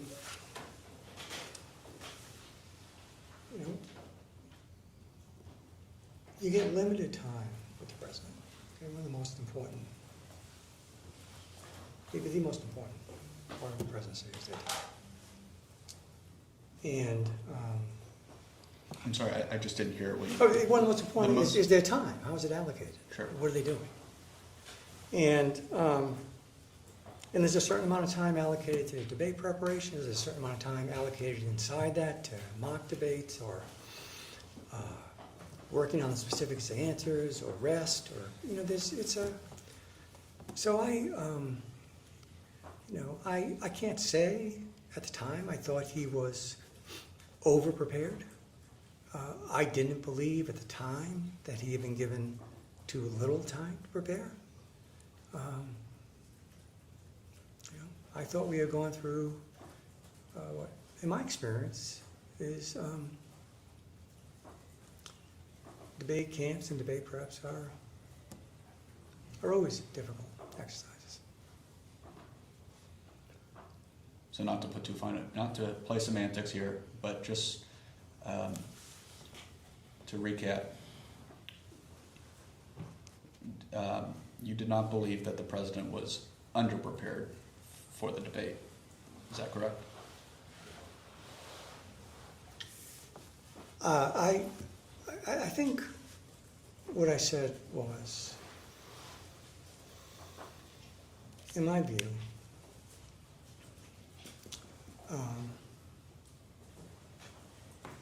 we could have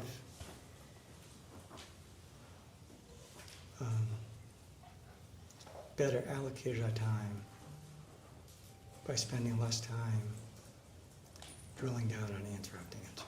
That's what I think I said. Okay, let's, Real quick, Mr. Greenberg mentioned that Mr. Klain did not believe that President Biden had reviewed all the materials, and he mentioned that the president normally made notations on documents that he'd read, slashes at breath points and other markings like that. Is that your recollection of President Biden's style when he would review a document?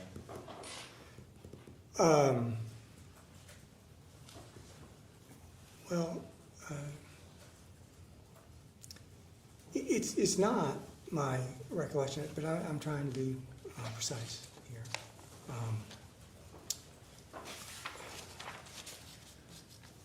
When the president would review documents,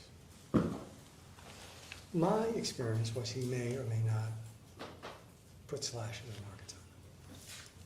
When the president would review speeches, remarks, potential answers, then he would, because, as you probably know, President had a stutter when he grew up. And one of the ways he found to speak publicly was to use these slash marks as a place to pause, to get air. The reason I'm hesitant is I see those things as different. I just see, I'm very familiar with him using these slash marks. And in fact, one of the things which probably isn't well known, but is relevant to this, is when the president would use a teleprompter, it would be visually laid out in a way that would mimic these kinds of slashes. I mean, it was an important part of how he could effectively speak.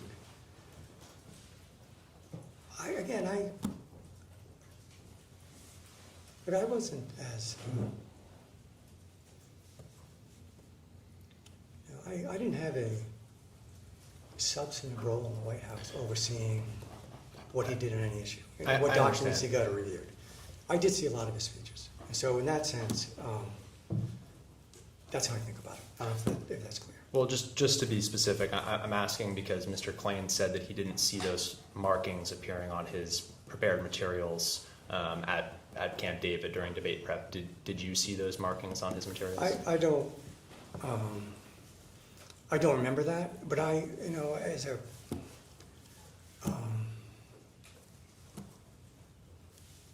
I didn't I didn't often take it upon myself to look at his books or his materials.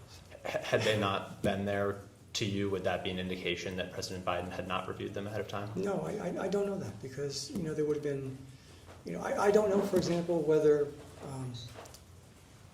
was that material available earlier? Was that material sent to him on a plane? Was that material delivered to him in a hotel room? I don't know any of that. So I have no way of knowing at what point he would have been given, or when it was available. Because this, we often worked under very tight timelines. I think there was a lot of effort put into the debate books in advance of the debate. And it wouldn't say to me, this is just my view, or I couldn't know, I don't think, what the president had or had not reviewed or seen just by that method. I just wouldn't know. In your view, during debate prep, do you believe he had a mastery or an understanding, a working understanding of what of the materials, of the substance of the materials?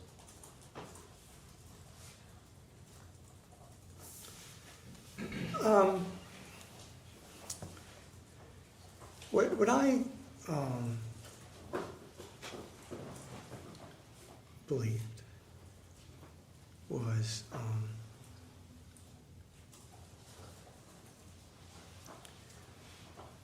one,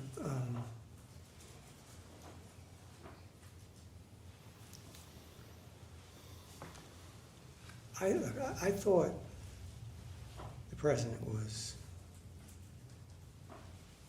very well informed all the time. That was my view. Much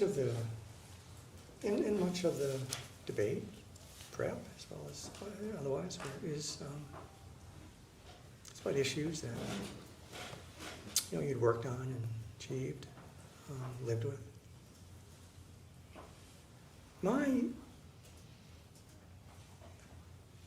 My sense of the issue at debate camp was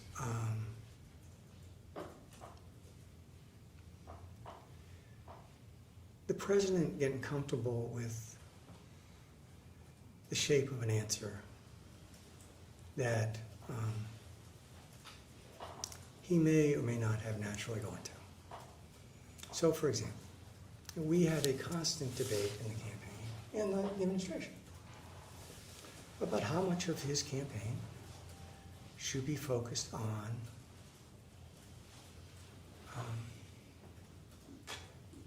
his economic record, the number of jobs created, the unemployment rate being historically low. And there was a constant tension between those who believed, and I believed it was important for him to lay that record out, and those who believed that it was not persuasive to the voters, that they were in a different place. That we would make the case that he had been an effective president because there had been a record job creation, something in the range of 16 million jobs or so. And the comeback would be, well, that's not where voters are. And so I thought the president very naturally moved to some of that kind of defense of his record. He spoke about it every day, he was proud of it. I think, he was getting a lot of advice that it wasn't the best way to speak in the campaign, and to make his case in the campaign. And so I thought it made it challenging to get to a place where the president was comfortable and familiar and really bought in to how he was going to approach it. So I don't know if that makes sense to you, but to me, that's a very different thing. When you're, and as I say, it was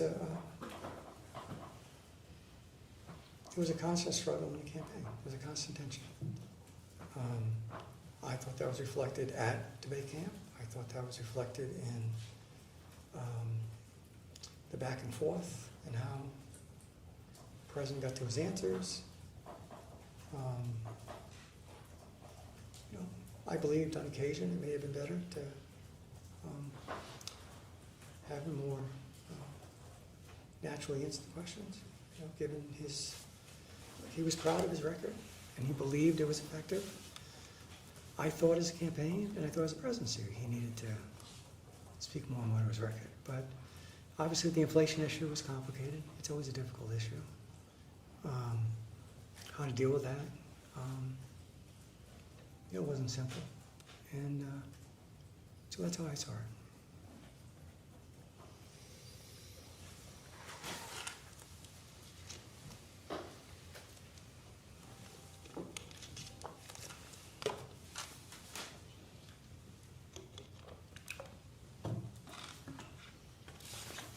I think the president's communication skills diminished from the time, throughout the time that you knew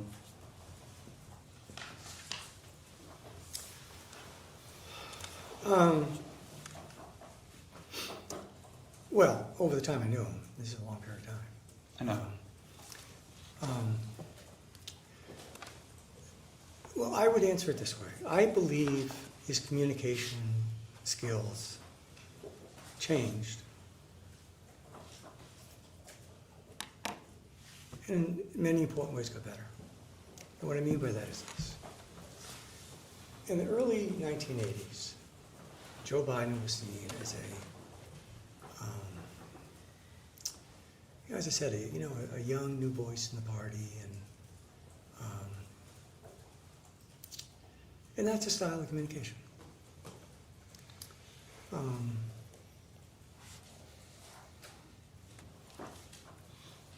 As time went on, he became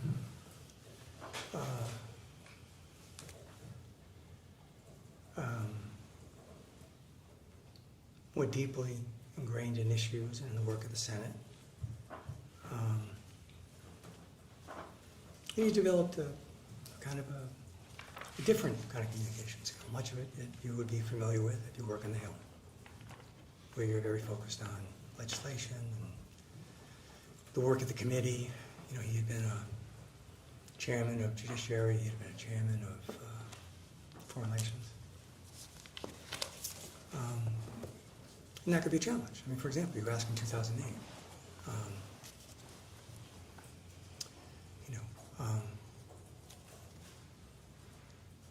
Senator Obama was quite an impressive communicator. He did not have years of work in the Senate. Okay? Joe Biden did. And that's a different skill when you go out on the campaign trail and you're speaking to people there as opposed to on the floor. So you develop a different kind of communication skill. Then, my view, as time went on, I thought he got better. I thought one of the benefits of him having been vice president was, and one of the benefits of that office, is that you speak a lot more than you do as a senator, at least that's my experience. And you get a lot of practice. And I said this to him when he was vice president. I said to him as president that I believed in many ways he was a much better communicator and a much better public official and a much better candidate, having done the job, just because he'd gotten that much practice. And then, you go to 2020.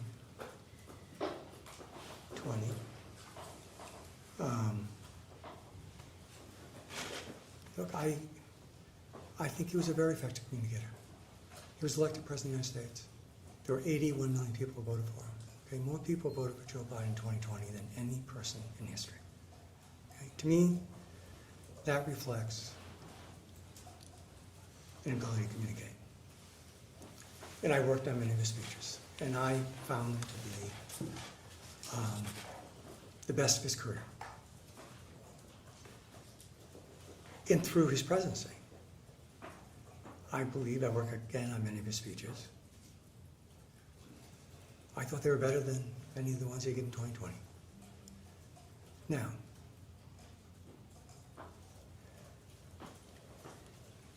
his voice was weaker than it was in 1981. His presence wasn't as, commanding and youthful.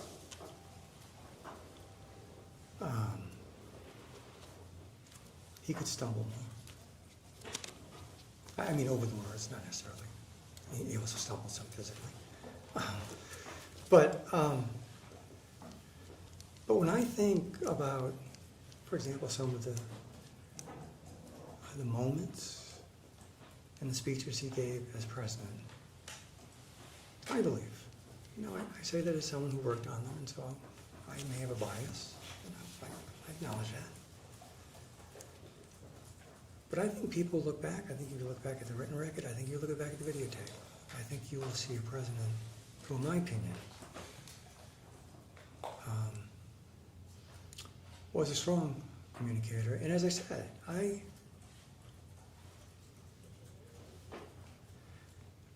thought he got stronger and wiser and better as a president over time. What he handled day to day was remarkable. Okay, remember, he came into office in the middle of a pandemic crisis. Okay? In my view, he led the country through that. That was a very difficult time for the country. I think he led the country to a better place economically than any other country in the world. I know that's not, I know that's disputed, and I know a lot of the polling data doesn't necessarily support it, but that was my view. I thought he had a remarkable amount of legislative achievement. I thought he'd done a remarkable job in dealing with Ukraine. I thought he had done a very good job in dealing with a very tough situation with Hamas in Israel. I think about some of his speeches at the end of his presidency, at the very end. In my view, if you go look at the speech he gave at Brookings on the economy at the end, I think you would think it's a strong piece of communication. That was my view. I thought that was true of the speech he gave at the State Department, where he laid out his vision of foreign policy. I thought it was true of his farewell address. So you ask me over time, his communication skills changed. He became a different communicator. In some ways, there would be things about that weren't as good or as appealing, when he was 40 years old. But I thought as a president, as someone who had the job of president,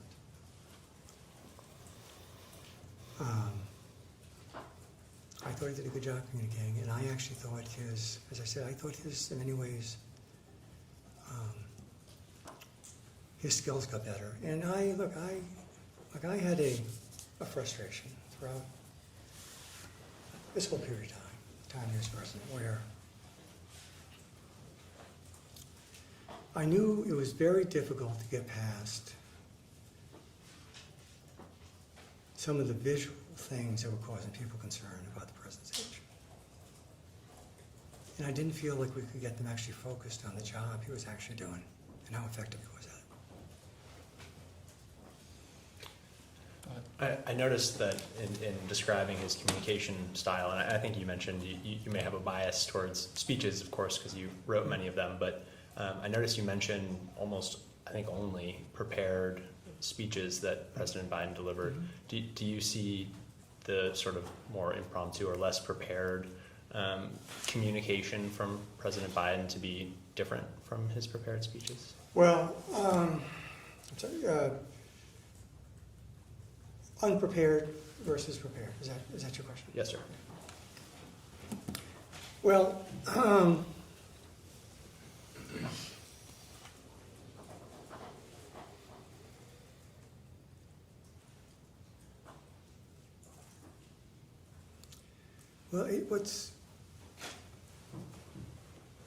what's interesting, well, let me answer it this way. One,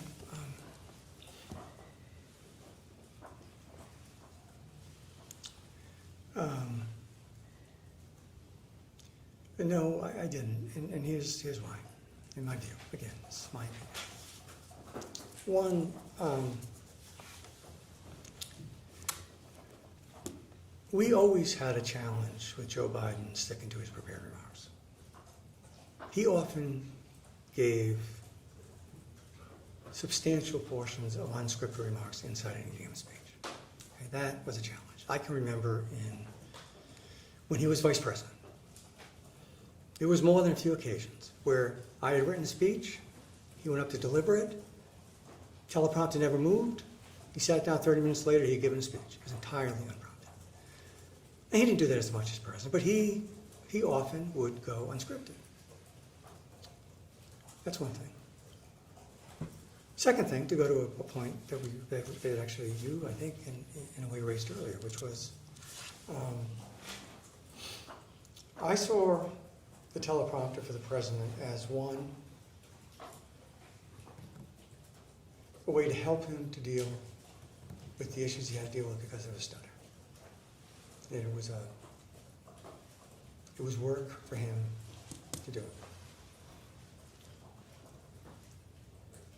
I saw the teleprompter as a way to discipline the president. Try to keep it shorter, try to keep it more focused. He often didn't like to live there. He would, or sometimes he would, but often he wouldn't. That's one thing. But the other thing I would say is this, and I would just point you to at least one, and maybe I can think of another, but just one that has popped into my mind.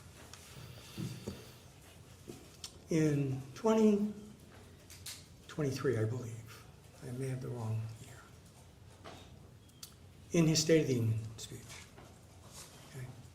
State of the Union speech is a long, complicated speech. It's one of the most difficult speeches the president gives. Because as you probably know, it is chock full of, everything that Congress and the administration wants. And I thought we had written the president in an effective speech. The most effective moment in that speech was when he, on the spot, impromptu, wasn't written, wasn't scripted, engaged in a debate with the Republicans on Social Security in front of the whole country. It was one of the most effective moments I've ever seen a president have. That wasn't scripted. And that was as high stakes a moment as you're going to get. He didn't go in knowing that he was going to engage in he knew he was going to, he was going to meet what you always meet when you have a State of the Union, right? There was going to be the theatrics and the drama. That was known. But what he did that night, that was entirely off the cuff. To my mind, that was an incredible skill in demonstration of mental acuity. In the moment, one of the most important issues in the country, conducting a negotiation on your feet. Look, you may not, obviously you may not share that, but I think it speaks to what you're raising, which is, were there moments, were there times when him, off the cuff, you would see a kind of mental clarity and effectiveness. I think you saw it in other places. Look, my memory is when he went to Kyiv, right, it was one of the most difficult trips any president's ever taken. And one of the most dangerous. Right? Joe Biden is the only president, I guess you could argue since Lincoln, but really, he's the only president that's gone into a war zone that was not controlled by the United States military. He did that in Kyiv. He did it in Tel Aviv. And after a long, long trip on a train, walked through that square, and I thought he had a very effective moment with Zelensky. I don't remember that being scripted. Maybe I'm wrong. I thought a lot of it was impromptu. So I guess that's how I would answer it. Thank you. Our hour is up. We'll go off the record. Sir. Yes, we'll go on the record now. The time is 1:06. Hi, Mr. Donilon. I wanted to go back to your conversation with the majority. And, working at the White House, the president has a busy travel schedule. And prior to coming to Camp David for a debate, he had just returned from, a trip abroad, had gone to LA. And you, in your view, you felt that the president was suffering from a cold, that he had been exhausted, he had a lot on his plate, but that had nothing to, the way debate prep was going had nothing to do with the president's mental acuity, correct? That Or That diminished was my mental view. acuity? my view that I think his testimony was not that he had a cold, but he was fighting off. He was fighting off a code. Apologies. And Mr. Donilon, during debate prep, did any concerns arise about President Biden's mental ability or mental acuity to participate in the debate?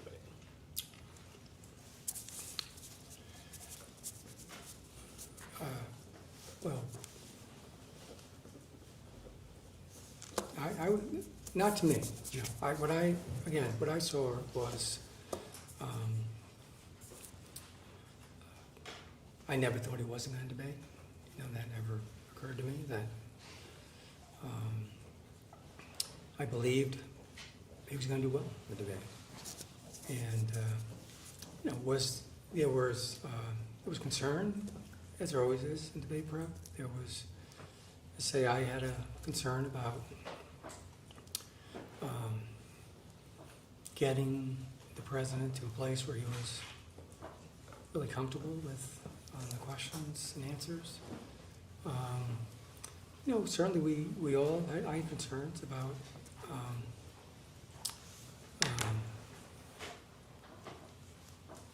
how tired he was and about you know, what appeared to be this cold. I had traveled on some of those trips with the president. I was tired. So, and as I say, this was all happening in the context of him, you know, carrying out his duties as president every day. So that was my view. And Just a minute, just speak up a little bit. Oh, okay. Okay. And just so we're clear, yes or no answer, you did not have any concerns about President Biden's mental acuity during debate prep? I was confident that that the president, I was confident he was going to do well in the debate, and I was confident in his ability to do well in the debate. And I did not have concerns about his mental acuity. I had concerns about his fatigue, his cold, if that's what it was.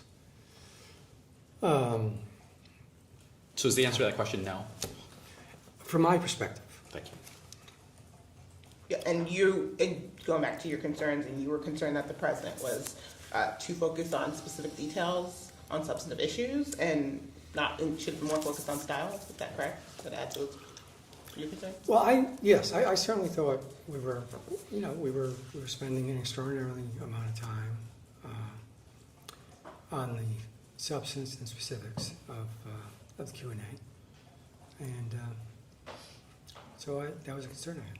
And do you think someone in cognitive decline would be able to drill down on details and be specific on substantive issues? Well,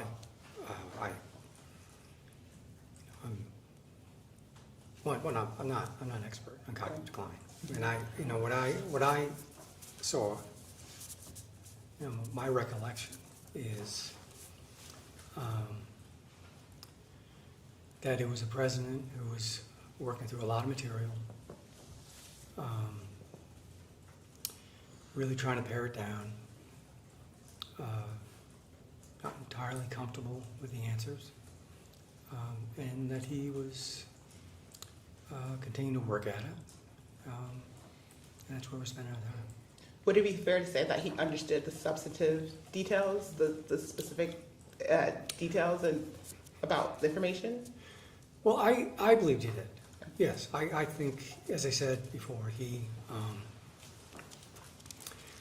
there would be elements in different answers that you would aim to hit, So,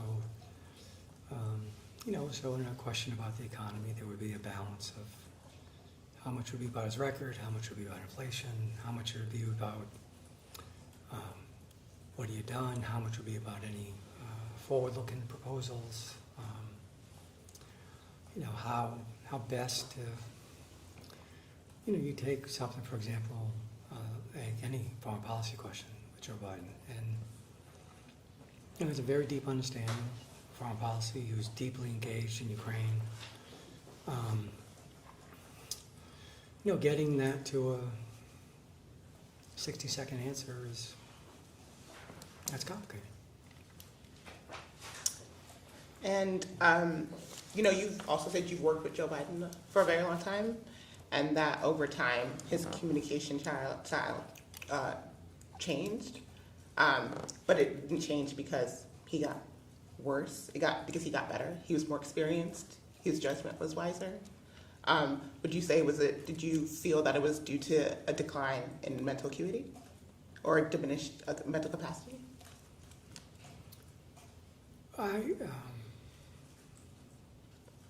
Well, I think what I said was you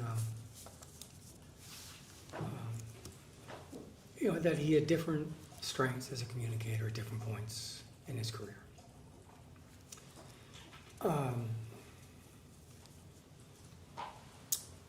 I thought he had gained certain strengths when he became president and while he was president. I understood many people had concerns. I mean, you know, for example, look, his voice was weaker, right? And I understand that causes concerns about someone's age. But when I think about what I saw on a day-to-day basis of him doing the job, I thought he was quite engaged, he was in command, I thought he was quite effective. So, Mr. Donilon, can I ask, throughout your time in the Biden White House, while President Biden was in office, was there ever a time where you had concerns that President Biden was unable to fully execute the duties of the office? I don't recall having that, no, from my perspective, no. In this vein of, you know, in your experience, President Biden's communication style changed over time. You know, you mentioned with my Republican colleagues that you noticed that he started to stumble over words again. And I think earlier you mentioned that President Biden has a history of a stutter. Is that right? Can you elaborate on that? What type of stutter that President Biden has? If you have any information about, you know, what he suffered from or how it debilitated his speaking, that would be helpful. Oh, well, I don't know from a medical perspective what it was. What I recall, what I understood it to be was he had a very pronounced, maybe you could say debilitating stutter as a younger child. Not a younger child, I think it was, I forget the ages, but it would probably be into his teen years. And he had worked very hard to overcome that. And he had become, I think by many people's accounts, a very effective public speaker. And it, in some ways, it was amazing that someone who had a stutter growing up,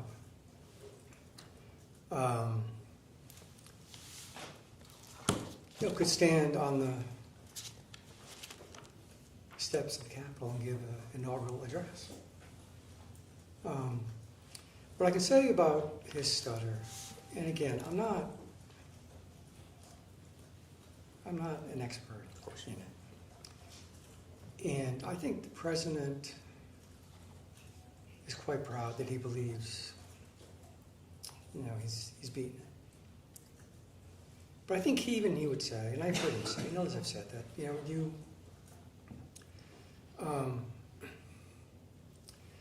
that some of the problems associated with that become more pronounced the more tired you are. So, you know, that And I think it's hard to be president and not be tired.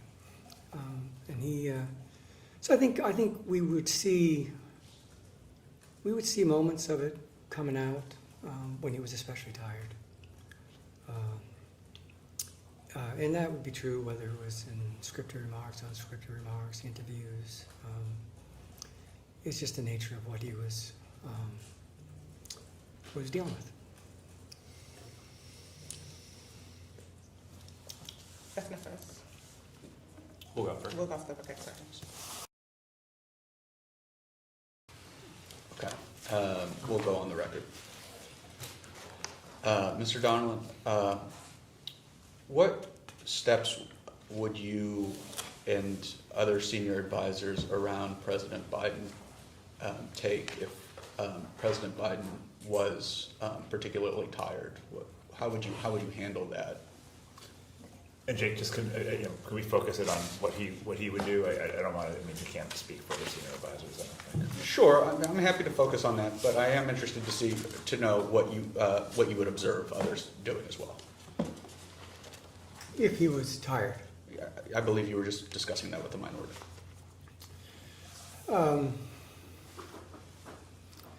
Well, from what I recall,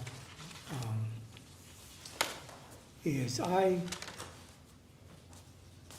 had a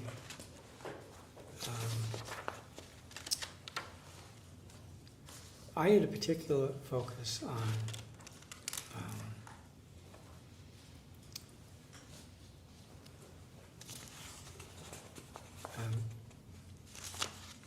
trying to cut back his schedule. To me, that was the biggest issue. I thought he had a very busy, chock-full schedule throughout his entire presidency. And I thought it would be a challenge for anyone to do it, no matter their age. I can't say I succeeded in it.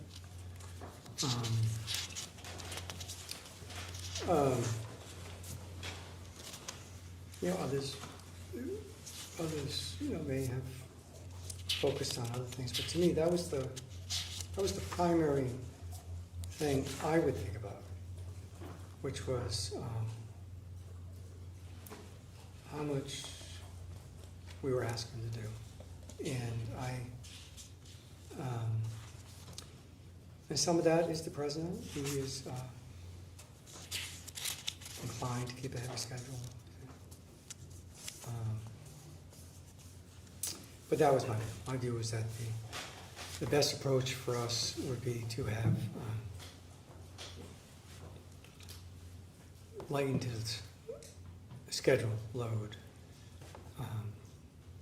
And I don't believe I at least ever had success.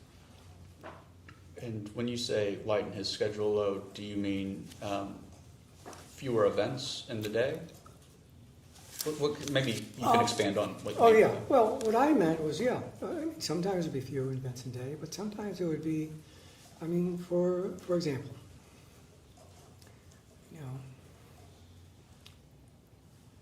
the idea, the fact, this is what I recall. The president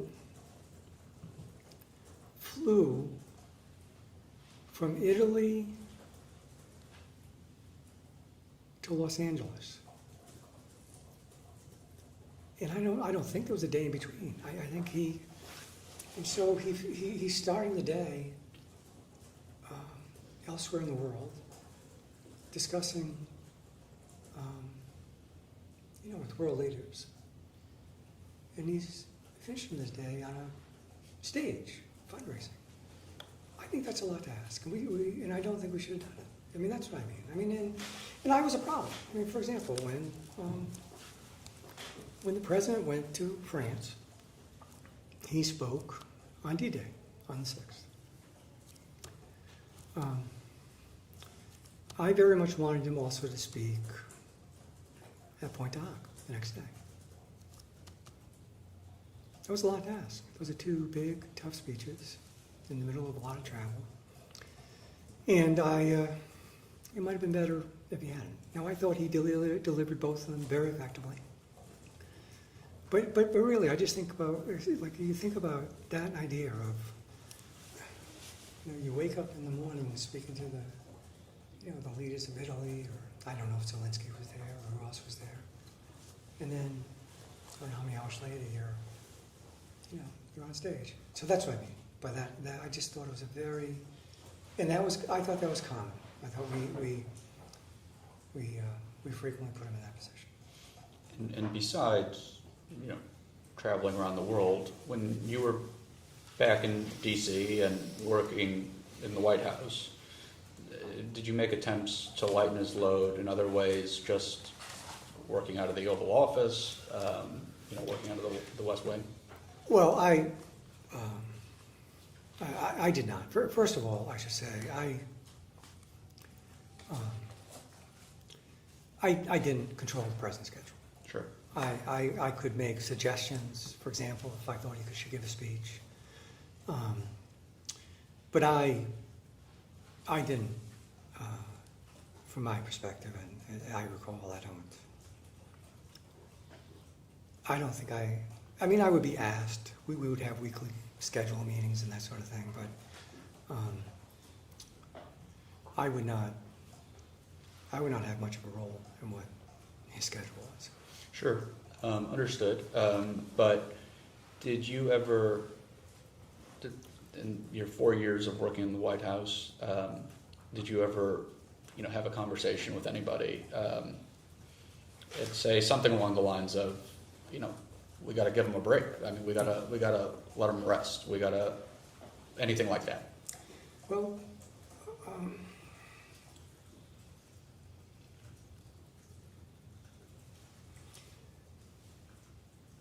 I would say they were that.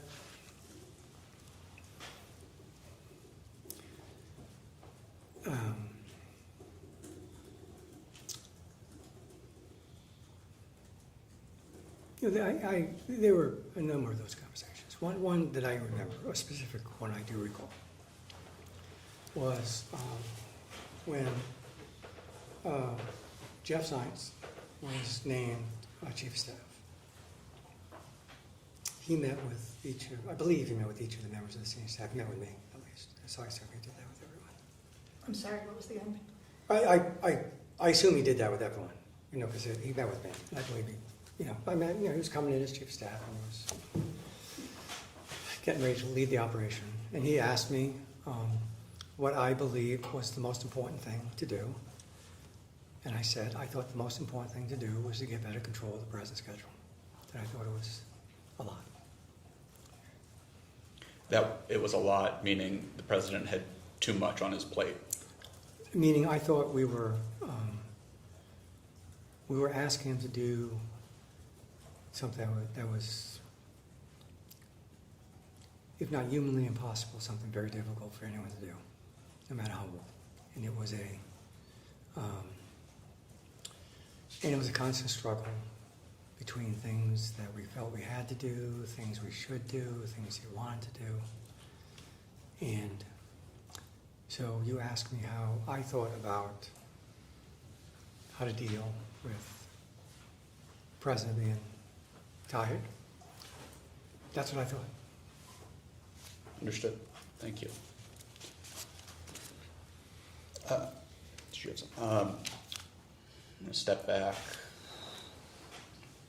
and talk about some of these theories that are out there, and cognitive decline, mental acuity. These are phrases that are in the news a bit. And I just want to ask you, would it be a problem in your mind if President Biden was in cognitive decline?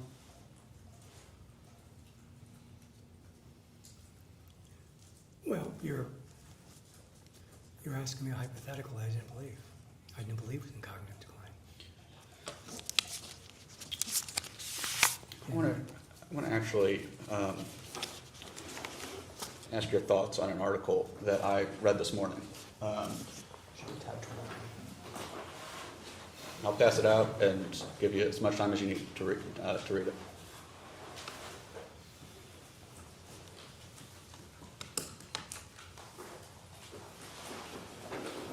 Nick, you want us to pause clock, go off record, or anything like that? Yeah, why don't we pause, just why don't we go off record for a second, just so we can take time to. Sure.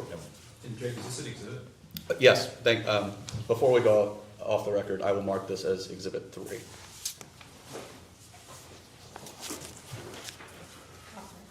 Off the record.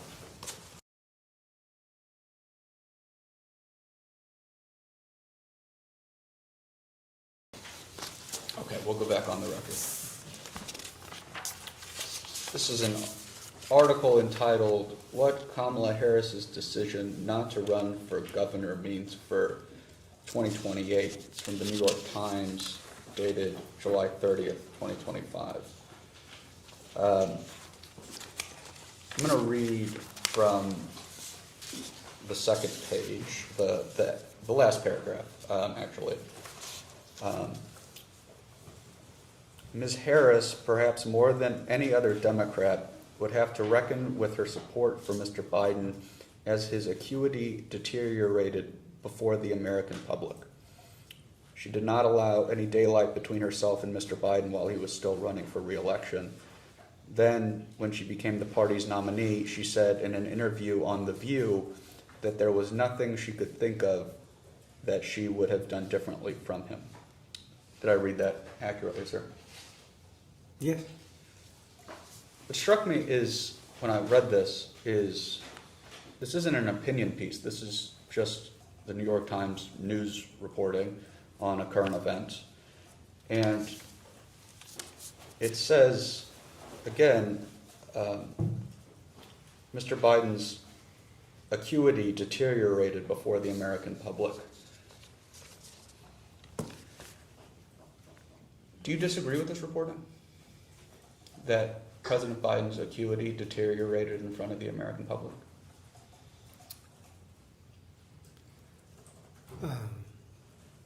Well, you've obviously just given this to me, right? So I'll give you my reaction. Yes, I do disagree with it. And I believe this story is reflective of a basic issue in this conversation. They assert something as a fact that I don't believe is a fact. They don't often back it up with any specific examples. And they don't often back it up with other moments that would clearly put in dispute the assertion.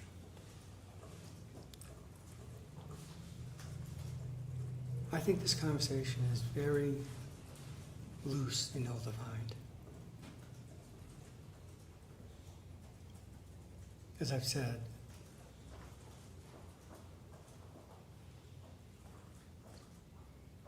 from what I saw, I was confident that Joe Biden could do the job of president. And I believed until the end he was the best person to be president. So I think there is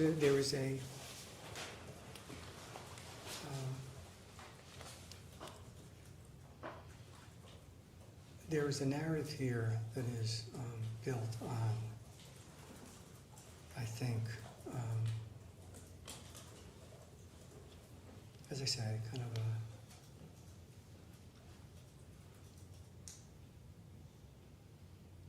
ill-defined definition of what they're talking about. And as I say, as I sit here today, I come to you as someone who saw the president on a daily basis. What sort of evidence would support this assertion?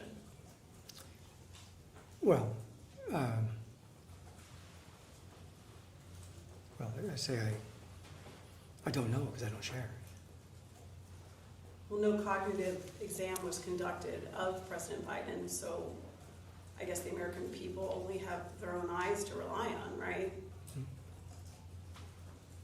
Do you have any knowledge of President Biden's advisors weighing in on whether Dr. O'Connor should conduct a cognitive exam of the president?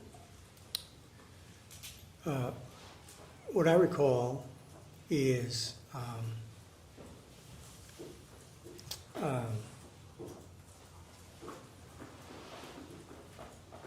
that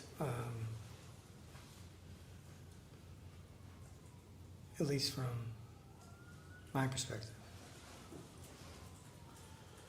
I believe that was a medical judgment for Dr. O'Connor to make. I couldn't hear you. I believe that was a medical judgment for Dr. O'Connor to make. Are you aware of any of President Biden's advisors weighing in on the decision whether or not to conduct the cognitive exam of the president? Well, what I'm aware of, and I can't point to a specific conversation, is look, there was conversations about a cognitive test.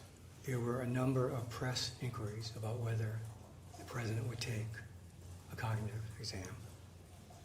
And my view, at least, was that that was a medical decision for Dr. O'Connor.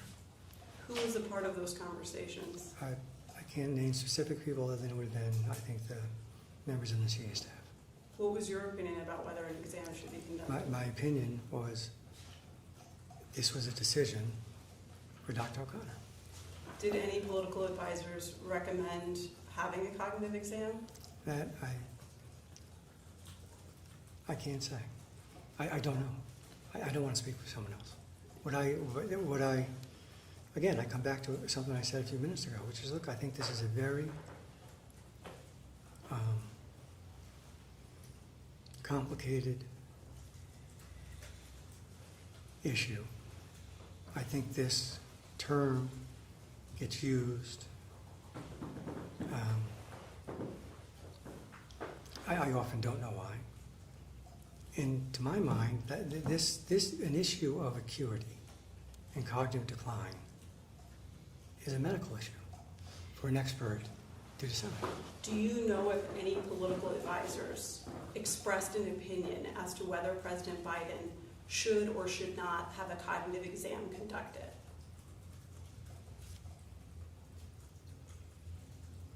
I don't recall.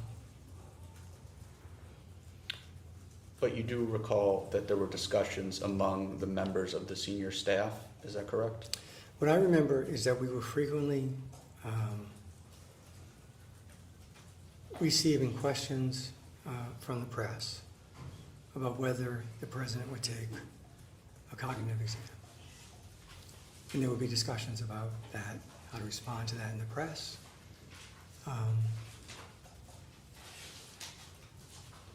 But as I say, what I recall from my perspective, as I said, I treated this as a medical issue for a doctor. And I just want to be clear that when you are referring to members of the senior staff, because actually we're going to talk about senior staff here in a second, but when you're talking about members of senior staff, would that have included Annie Tomasini?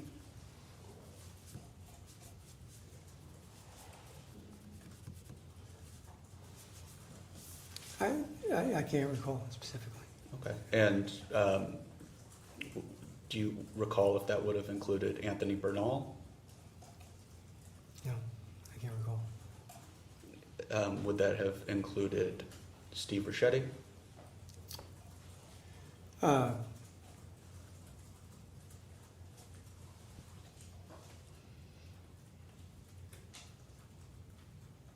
I would say that would be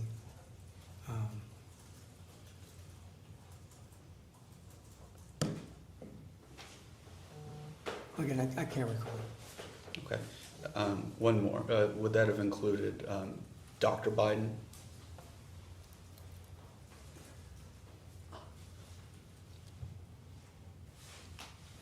I can't recall that. Okay. Thank you. Stepping back, turning to your time in the White House. We understand that there were 2 morning meetings. One occurred at 8 o'clock usually, and one occurred maybe around 8:30. It's my understanding that on the 8 o'clock call, that was the senior staff would have a call, and then more people would join for the 8:30. Is that how things worked?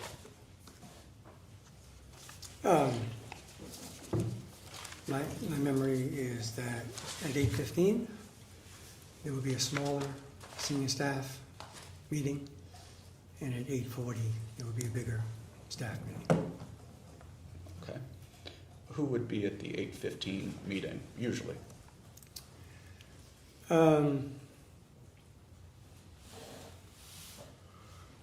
Well, it would have been the chief of staff. He led that meeting. Steve Ricchetti would probably be there.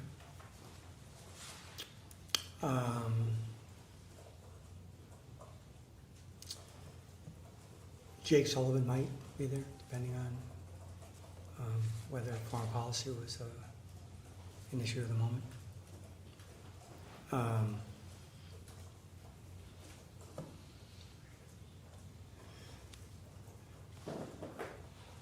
Bruce Reed probably would have been there if he wasn't traveling with the president.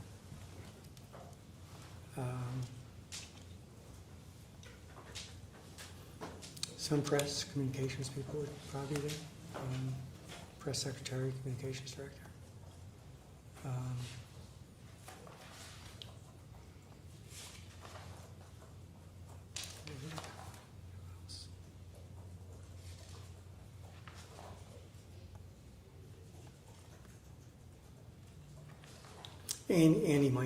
Annie Thompson might have been there, depending on her schedule and whether she was traveling. That's what I can remember. Mr. Bernal, was he ever at those the early meeting? I believe it was at some of them, Mm-hmm. but I don't. Certainly, he could be at some of them, yes. And then, I don't expect you to remember who all was at the 8:40 meeting. It sounds like there were more people at the 8:40 meeting, but just generally, what was the distinction between people, the cast of characters at the 8:15 meeting and then the people at the 8:40 meeting?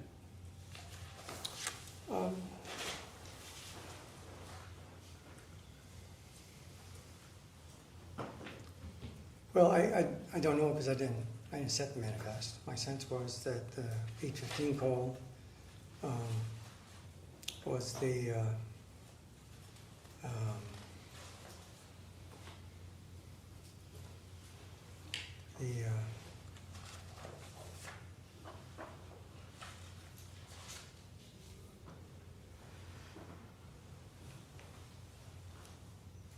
again, I don't know if you can say they were the highest ranking senior officials, but I think it was a smaller group.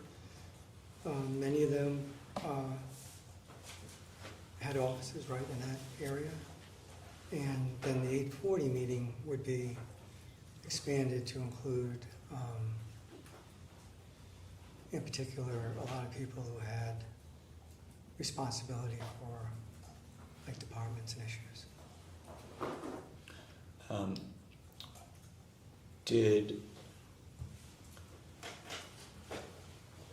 When you made reference earlier to you were having conversations about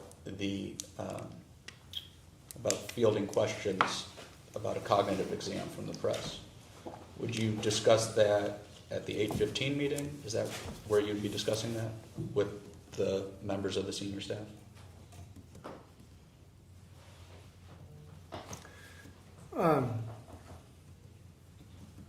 Well, it might have been at that, or it may have been at a meeting called at some other time in the day.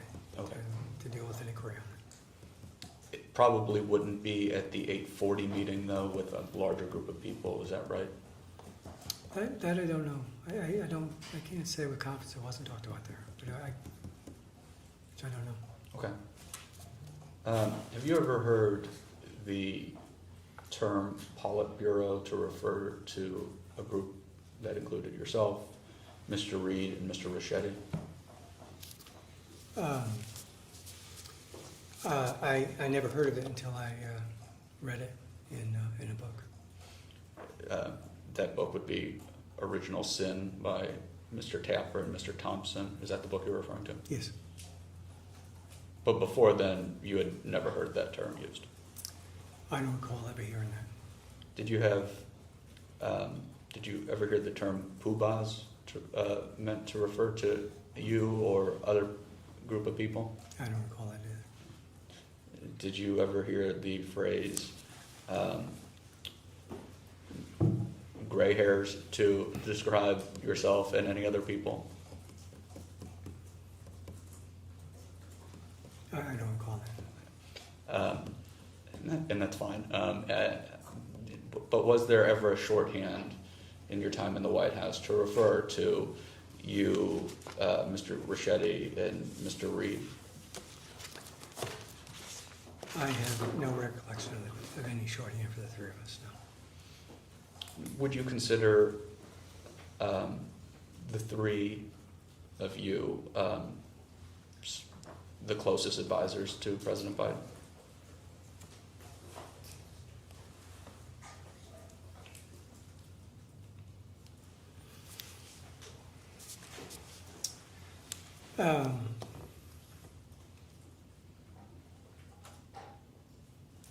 Not necessarily.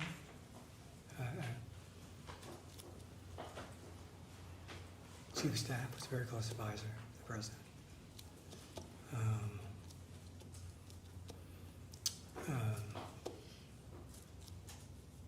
National Security Advisor was a very close advisor to the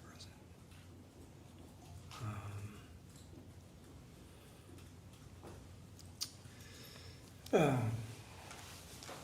The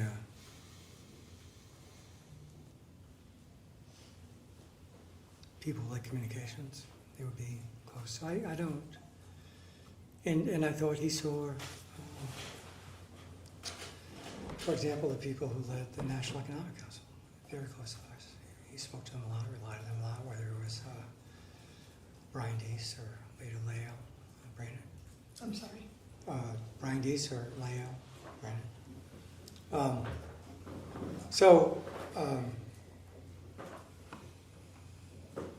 My point is, I thought there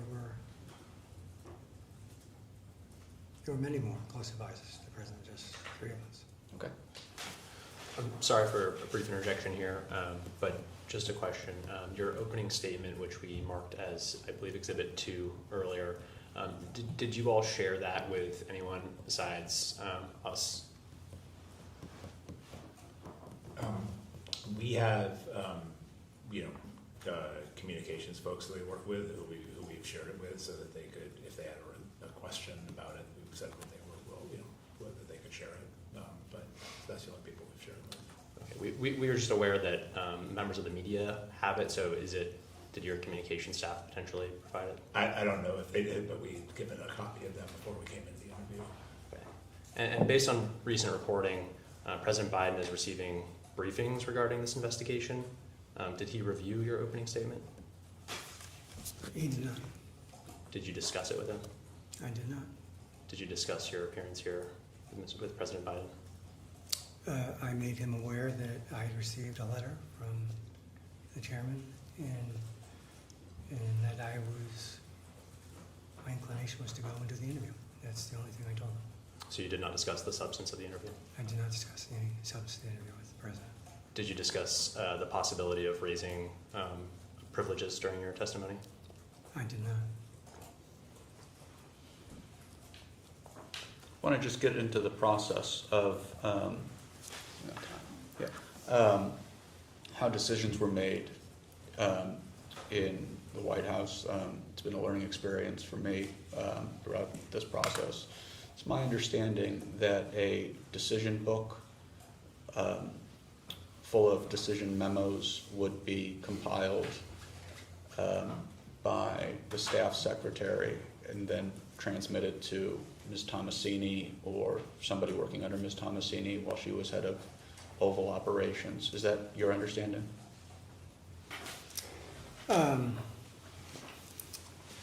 I can't with any confidence speak about how the decision or the books were put together for the president. I had no role in it. No role in that. Did you ever prepare a decision memo, or is that not part of your responsibility? I don't recall preparing any decision memo for the president. Okay.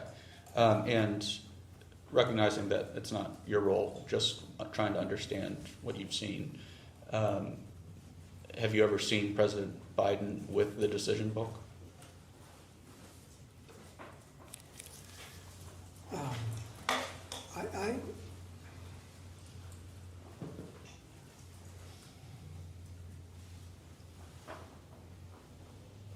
When I hadn't heard the phrase decision book before you.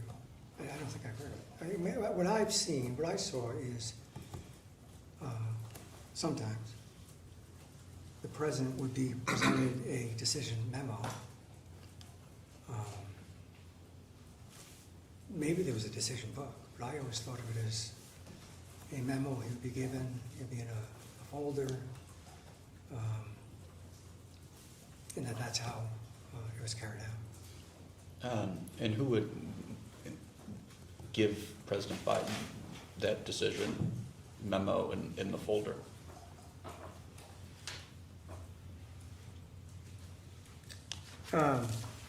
Again, I can't say it was certainly. My sense is it was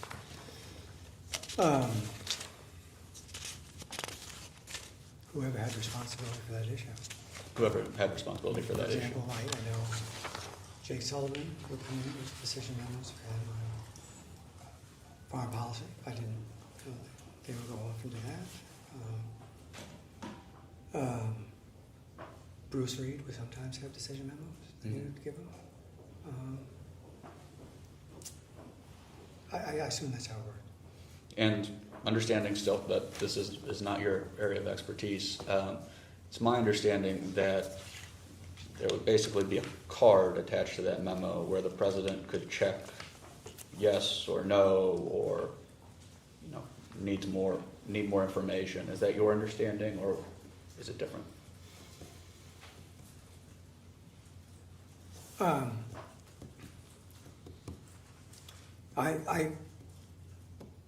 Well, what I didn't know, I didn't think there was a card. I thought maybe right on the memo there was a place to say yes, no, or more information. So, but really, wasn't my responsibility. Sure. And then would you ever see, let's back up, did you have access to the residence, the White House residence? Did I have access to it? Yeah, would you ever go meet with the president in the residence? Well, I had access in the sense that, at least what I recall, is they would ask me to come over. But I don't remember, maybe I did. I don't remember just getting up and walking over to go into the residence. No, I understand. But yes, I would go there and we would have meetings, but it would be because somebody called me and said the president wants to see you, we're doing a meeting there. And do you remember, it's okay if you don't, do you remember if any time that decision memos or a folder with a decision memo and it was handed to the president while you were over in the residence? I can't say with certainty. I think they may have been in the map room. They may have been in, he has an office on the second floor. I don't remember the name of it.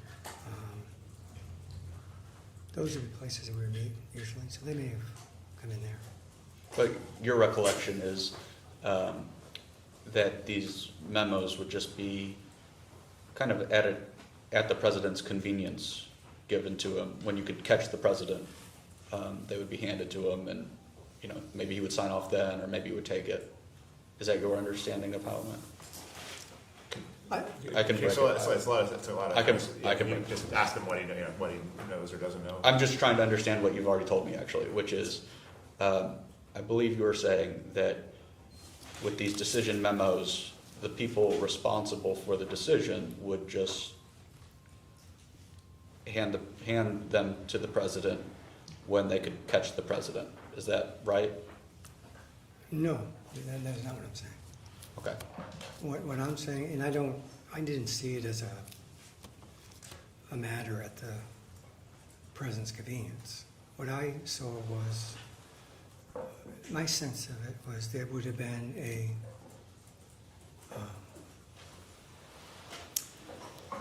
series of meetings and memos where the issue would have been discussed and debated. That would go through several iterations. And then at some point, the staff, or whoever was leading it, would present to the president a decision memo. Because my sense of things was, what's going to happen until he made those decisions? And he made those decisions. And he might say, I'm not ready to make a decision. Or he may say, I want more information. But it was, I don't think it was a matter of where you could catch him. I thought it was a matter of, there had been a process. That process had been followed. It had come to a decision point, and then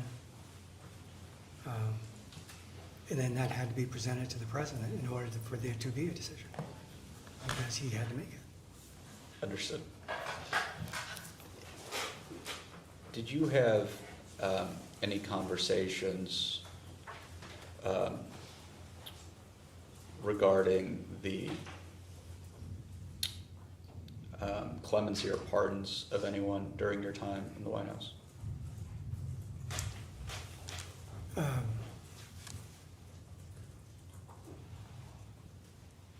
Yes, I was part of a group of people who would, my opinion would be asked, and I would give it.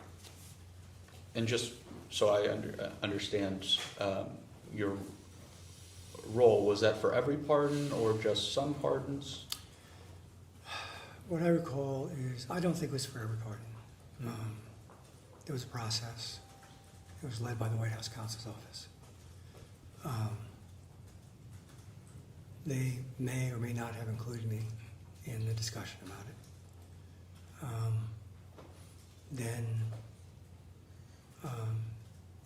there would be a discussion with the president. I may or may not have been included in that. So but I can't say that I was in every conversation now. Were you involved in any conversations regarding the president's pardon of his son, Hunter Biden?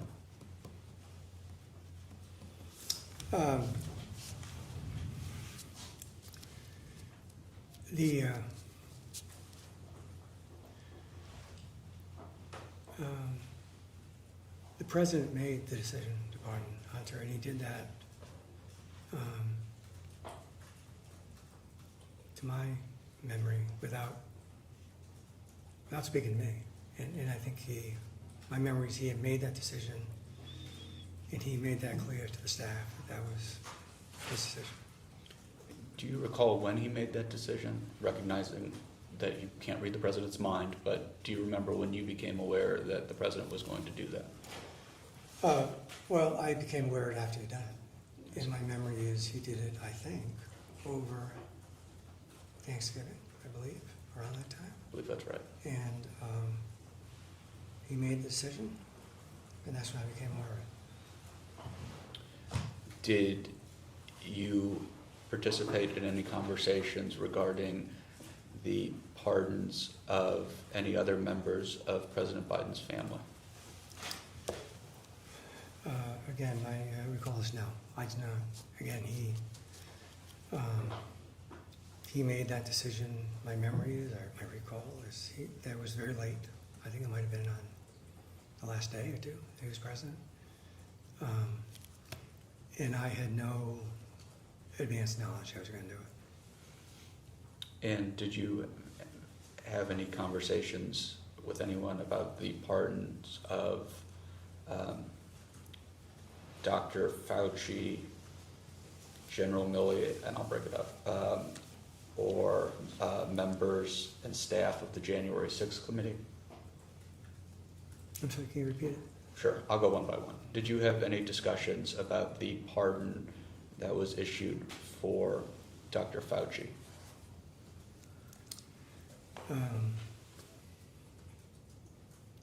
Yes, I was at a couple of meetings where the pardon for Dr. Fauci was discussed, yes.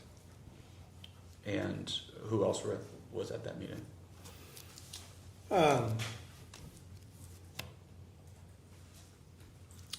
My memory is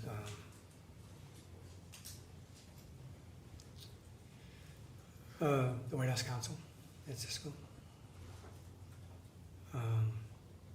Jeff Science, chief staff. And Kate, are you gonna tie this to acuity? So this seems like it's pretty off topic. I actually am, and I can do it now. I'm just wondering if President Biden felt adamantly about these decisions, or if this was coming from somewhere else. So at the meeting I was just talking about with Dr. Fauci, President Biden was there, and he was presented the case for it, the case against it. White House counsel spoke about, the merits of it, and any concerns. He always raised any concerns that any pardon might trigger. The president heard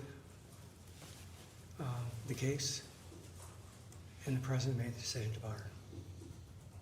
And is that the same process that went with General Milley? That is my memory. It was the same process.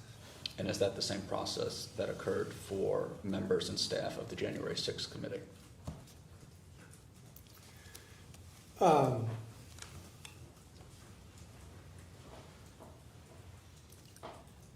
recall that it is, but my memory is the president considered Dr. Fauci and General Milley in one meeting in the discussion about the January 6th people, that group of people who's thinking about pardon. I don't remember being in that meeting or another one, but fundamentally, yes, the same process was the individual or group that was under consideration would be put forward, the case for it, the case against it, concerns that might arise around it. The president would hear the case, and he would make the decision to grant it or not. And did the president come up with the idea to pardon these individuals, or was that raised by somebody, maybe in White House counsel's office, to the extent you know? I don't know. My sense of the process was White House counsel organized the process and presented the names. That's my sense, but it's possible that there were meetings with White House counsel and the president that could have discussed it long before I was engaged.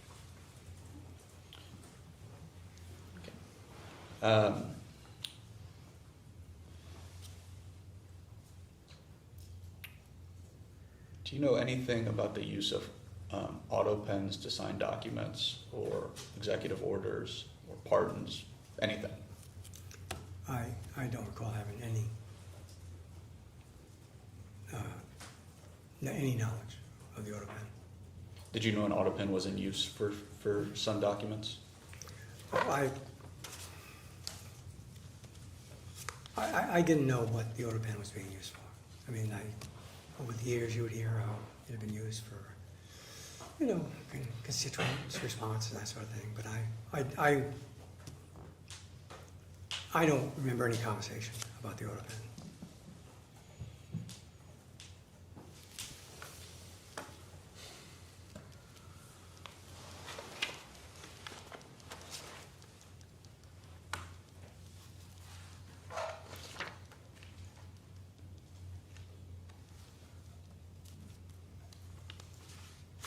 I think we'll actually, unless you guys have any questions. Did you ever see President Biden receive an IV infusion of anything? An IV infusion.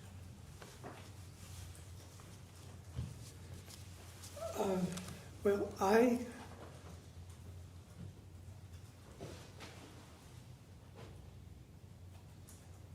recall, I have a memory that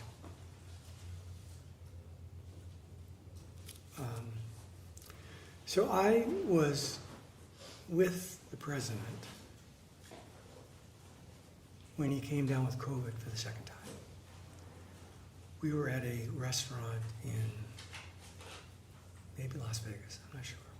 We were at a restaurant, and he had been speaking to people and walking around it. And then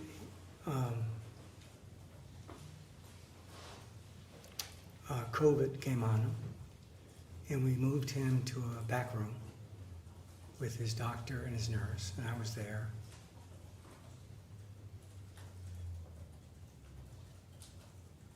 I don't remember with certainty if he had gotten an infusion there. But I remember he was, he had really been hit hard by COVID. So that, I can't think of another, I can't recall another, and I can't recall with certainty that it would have been an IV, but he certainly was, he was hit hard by COVID in that setting. Thank you. Do you ever recall seeing President Biden in a wheelchair? In a wheelchair.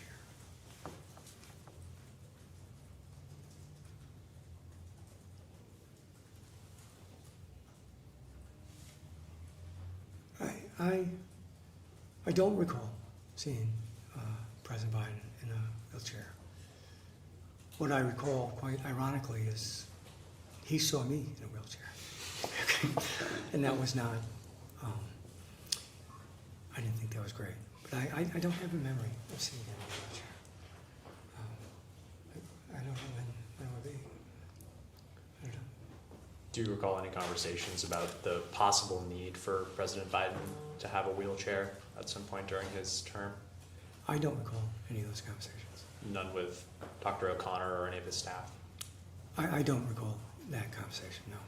Do you remember any conversations about having to make any kind of physical accommodation for President Biden's physical aging? Well, what I recall is, and I can't tie it to a specific moment. What I recall is the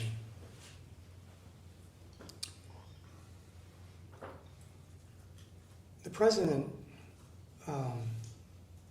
broke his foot between the time of being elected and taking the oath of office. And it never healed properly. I don't know if that was because he didn't do what he was supposed to do, or whether that's just the nature of what happens.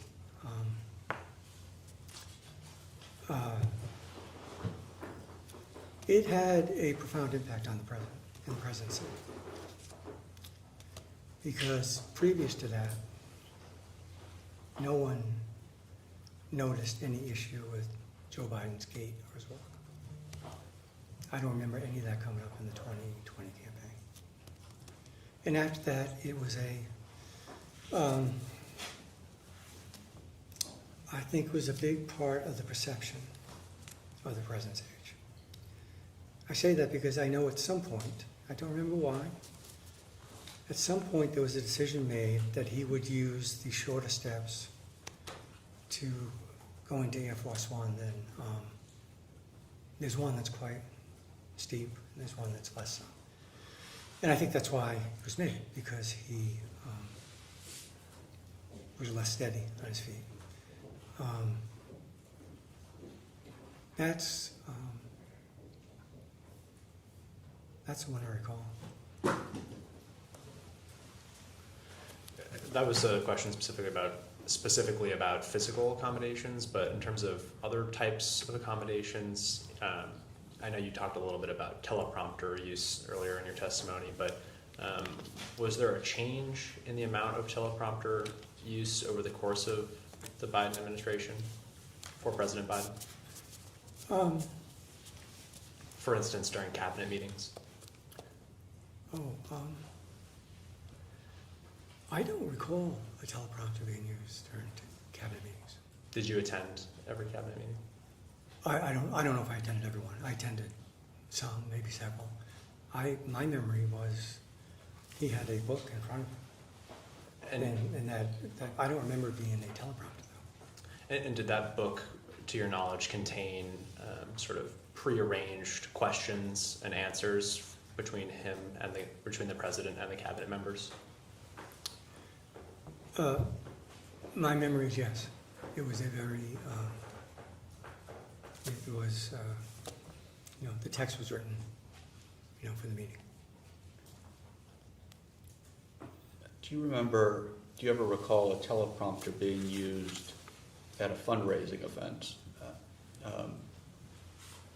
That's my question.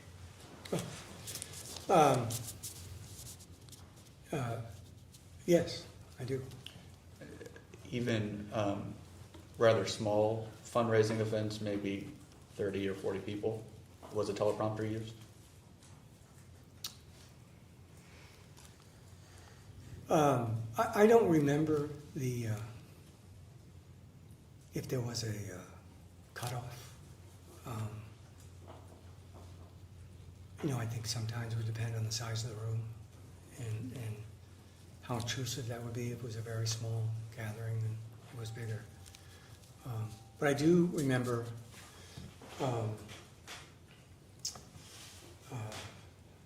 moving to teleprompters for fundraisers. And my memory is, what I recall, is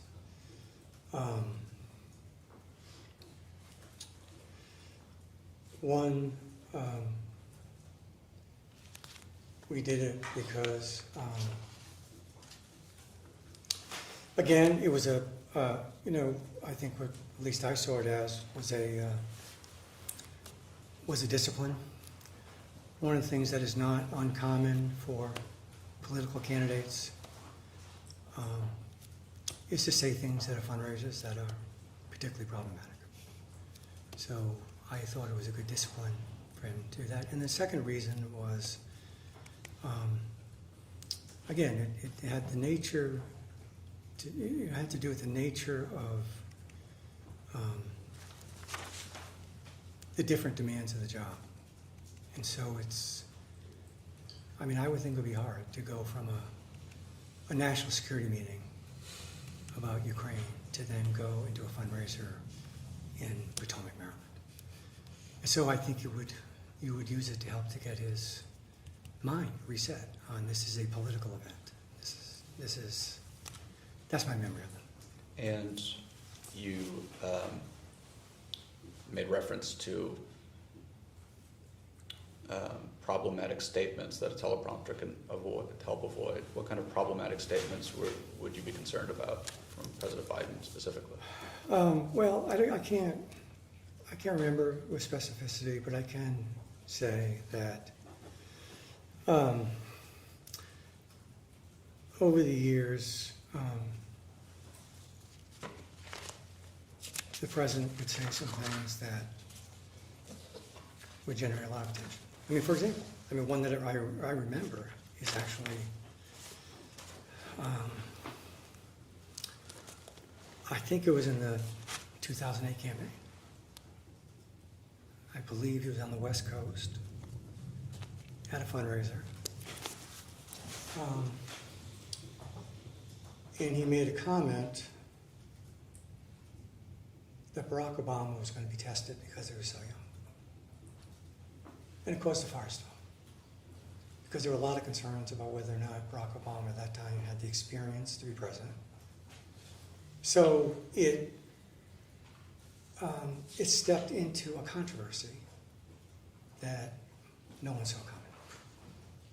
And so it's not new. It's not limited to Joe Biden. And so, as I say, I know there were a couple of things he said in 24. I can't say specifically what they were. But I do remember the one with reference to President Obama, because I remember how much controversy it caused at the time. Because it went to, a particular concern that the campaign had about whether Barack Obama would be seen as ready to do the job. And you said that the teleprompter helped reset the president's mind. Did you notice you having to do that more often from 2020 to 2024? No, I didn't see any different than I saw it. I mean, my memory says my sense of that was true in 2008. It was true in 2012 in the re-election campaign. Again, Joe Biden was in a fundraiser. Again, I believe it was on the West Coast. And again, he made some comments which caused some controversy. And so this is I think it's a common problem to all candidates. And when I say reset the mind, what I'm saying is that you are, especially when you're president, you're moving from, questions about NATO to now questions in a fundraiser. And, I would think that it just helps to remind you, at a minimum, that you are in a political setting. But vis-a-vis teleprompters, would you say that there was no change in use with them at fundraisers from 2008 to 2024 for Joe Biden? I don't know. I can't recall whether they were used in 8. I don't think they were used in 8. I have a memory. I recall that they were used in 2020. But remember, 2020 was an unusual campaign, right? There was COVID. Much of the campaigning was done on Zoom. And so, if I had to guess, that they probably were used then, but I can't say with certainty. Do you think that the unusual nature of the 2020 campaign being conducted by Zoom benefited then Vice President, then former Vice President Biden?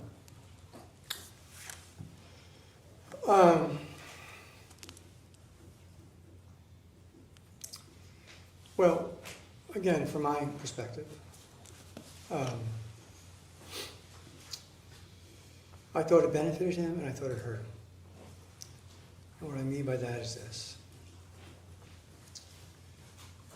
As I've said, I think several times today, Joe Biden has a tendency to talk for a long time. And he has a tendency to go off script.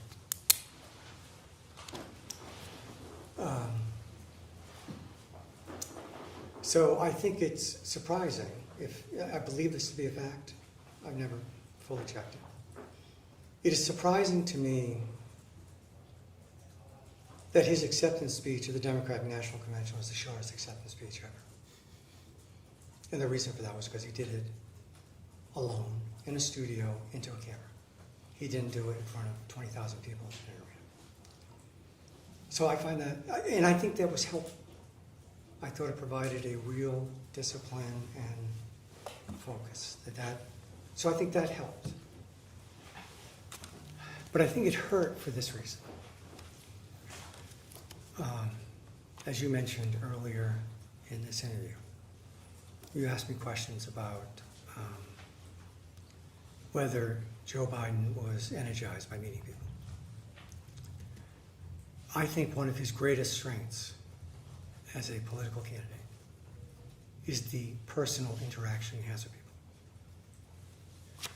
That was all taken away in 2020.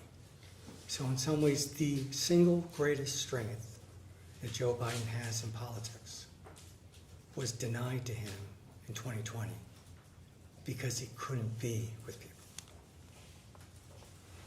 Thank you. That ends our hour. We'll go off the record. All right, we'll go back on the record. The time is 2:35. Mr. Donilon, during the last hour with my Republican colleagues, you referenced a meeting that you had with oncoming Chief of Staff, Mr. Zients, about what you said was a need to get better control of his schedule. Is that an accurate characterization of that? That's fair. Yeah. So just Dan, his schedule, I think was a reference to the president, not Jeff Stein's schedule. So Thank you. Yes, in reference to the president's schedule. Mm-hmm. Great. And apologies, can you remind me when that meeting between you and Chief of Staff Zients approximately happened?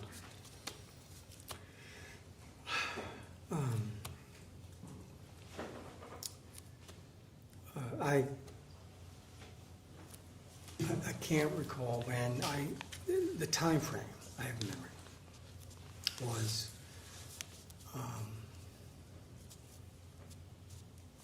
I believe it was after Jeff was announced, but before he actually started the job. Okay.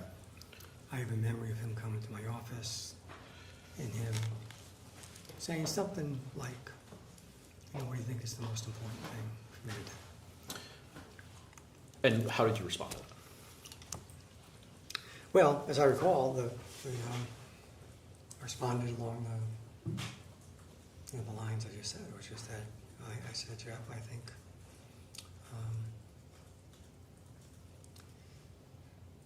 the president's schedule is very heavy, and I think it'd be great if we could make it more reasonable. And when you say the president's schedule was heavy, what do you mean by heavy? Well, from my perspective, what I recall is I thought his days were back to back to back with a lot of continued work in the evenings, and that, of course, that's not even. I didn't have a window into when he read his books. And I thought he, because of what was going on in the world, he had a lot of foreign travel. And so I just, as I say, I looked at his schedule, and it seemed to be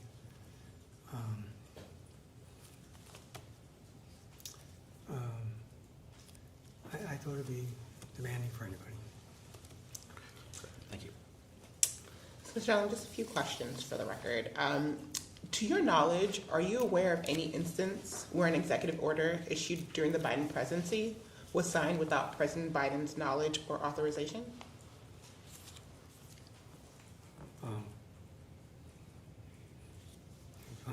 In my memory, I have no knowledge of that, no. And to your knowledge, are you aware of any instance in which a bill signed into law during the Biden presidency was signed, which a bill signed into law during the Biden presidency was done without President Biden's knowledge or authorization? I have no knowledge of that, no. And again, to your knowledge, are you aware of any instance in which any pardon issued during President Biden's presidency was issued without his knowledge or authorization? I don't have any knowledge of that. And to your knowledge, are you aware of any instance in which, any order granting clemency issued during the Biden administration was done without President Biden's knowledge or authorization? I have no knowledge of that. And then apart from any instances in which President Biden delegated authority to Vice President Harris while he was undergoing a medical procedure, did anyone, to your knowledge, ever step in to carry out the duties of the presidency in Joe Biden's place because he was unable to do so? From my perspective, I never saw that. And I want to go back to an issue the majority raised in regards to accommodations made for President Biden. Is it fair to say that these accommodations regarding the stairs on Air Force One were not an effort to conceal mental decline on the part of the president? Well, I believe that's fair to say. I believe it was an accommodation for a physical. I thought it was about, I don't think it had anything to do with his cognitive issues. None. And rather it was a physical. I thought it was a physical issue regarding his walk, how stable he was, and the fact that for anyone, I don't know how many people in this room have been on Air Force One, but I found going up the steps a little tricky. So that's I think it was done for a physical reason. And other presidents have had problems going up those stairs. Yes, Okay. Yeah. I believe they have. Okay. And last one. You were never a part of Dr. O'Connor's medical staff, correct? I was not a part of Dr. O'Connor's medical staff. Did you ever advise Dr. O'Connor not to administer a cognitive test to President Biden? I did not. I have no memory doing that. No, And you weren't responsible for President Biden's medical care, correct? correct. I was not responsible for his medical care. And you did not determine which medical test should be performed on President Biden, correct? Correct. I did not decide what medical tests. Thank you. Just one last question. Going back to the pardons that you discussed with my majority colleagues, you mentioned that you were part of the process in issuing those pardons. Is that fair to say? I guess what I'm getting at. I think that exaggerates my role. I was a voice that people may or may not have asked my opinion. I wasn't. I had a limited role. Fair enough. And what I'm getting at, ultimately, the decision to issue any pardon was President Biden's. Is that right? From what I saw, I believe all the decisions for the pardons, clemency, were made by President Biden. President Biden himself. President Biden, I mean, others were there, but he made the decision. Right. And my view was,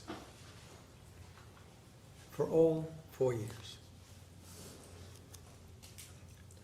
I never had any doubt for a single moment, and I never sat in the meeting anywhere where it wasn't clear to me who the President of the United States was. And it was Joe Biden. And I never saw anyone in any situation where it wasn't clear to me and everybody else in the room. He was the president, he would make the decision, and he did. Thank you. We'll go through. We'll go on record. Thank you. Just returning to the conversation that you had with Mr. Zients, what was his reaction to your suggestion to lighten the president's load? I don't remember that he had a response. I think he was in the mode of just asking people their opinion. You know, Jeff is he's a remarkable manager. You know, and I'm not. I would not pretend to know how to do that. So I don't know. I just know I had a view and I conveyed it to him. Thank you. And I said we'd return to the debate, the 2024 debate. I want to do that. I don't think we need to dwell on it, but I do just want to know, do you recall where you were where you were watching the debate? Well, my memory is, what I recall is I was in Atlanta, and I believe I was in a holding room watching it. I think. I don't think I was actually in the hall where at that, but that's my memory that I watched it in a holding room. Do you remember anyone who was in that room with you? Oh.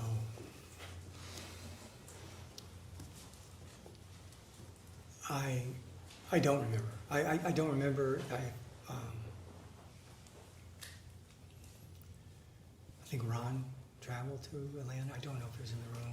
I don't know who was in the room. I'm sorry. Do you have any recollection if Steve Ricchetti was in the room with you? I don't have that recollection. Steve did not travel often. I'm not. So I don't have a recollection of whether he was in the room. No. There is an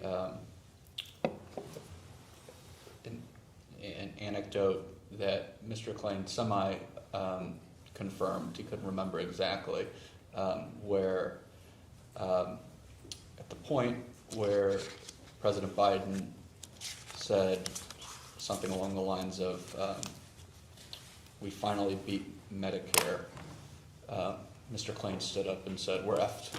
He didn't say effed. Do you remember anything like that occurring? I don't. I don't. I know Ron had strong reactions in debates. I don't remember him saying that. No, I don't. Do you remember, and I'm asking just generally, what the people or what the mood was around you while you were watching that debate?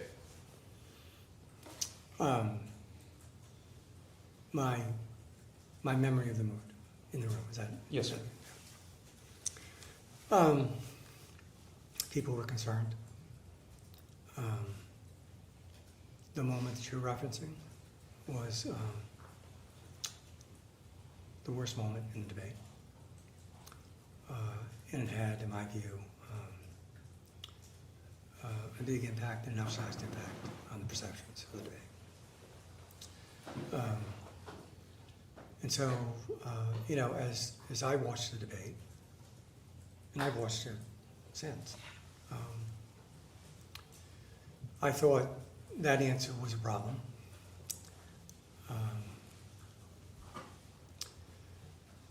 I actually thought on many of the exchanges that followed, because if my memory is right, that was a relatively early moment in the debate. Yes, sir. I actually thought President Biden had pretty good answers. Stylistically, I was worried about his voice.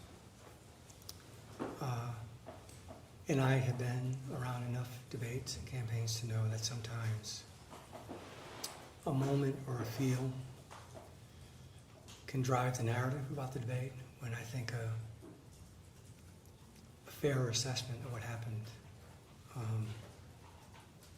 would be different. And Mr. Klain used the phrase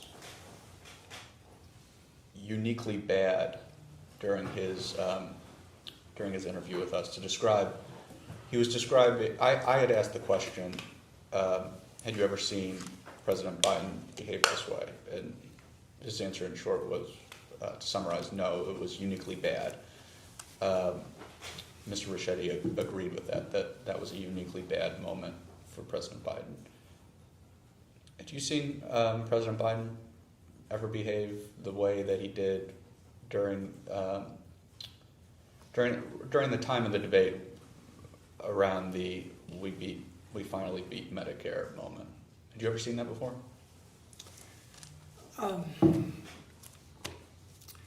Well, I can't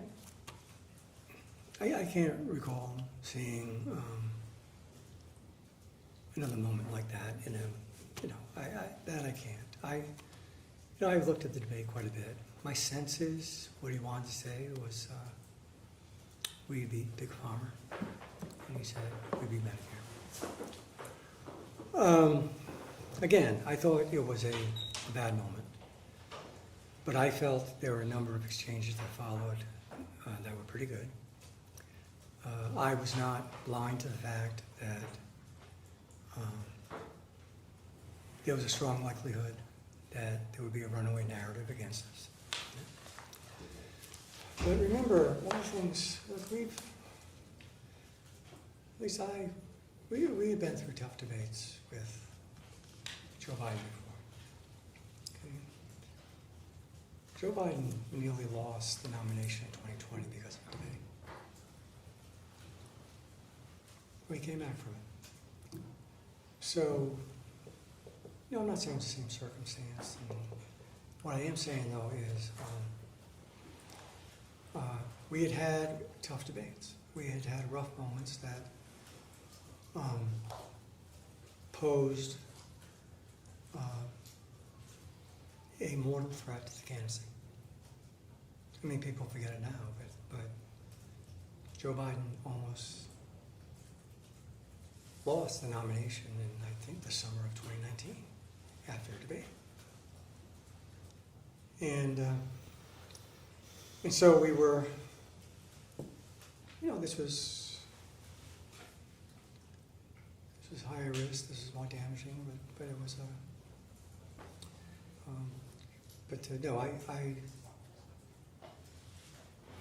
I hadn't seen Joe Biden have a moment as bad as that.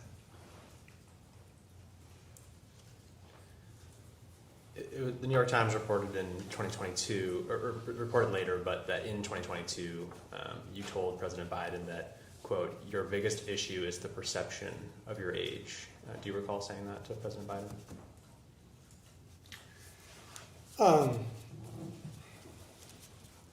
Well, I can't say I recall saying specifically that or when I said it. What I can say is I did convey to him, and that I believed that his age was the biggest thing we had to overcome. I mean, the age issue was a big issue in 2020. Right? There were a lot of people in 2020 who said he couldn't run because he was too old. That was a common point of attack. And so I had a clear sense throughout his presidency, and I conveyed it to him about what I believe to be these kind of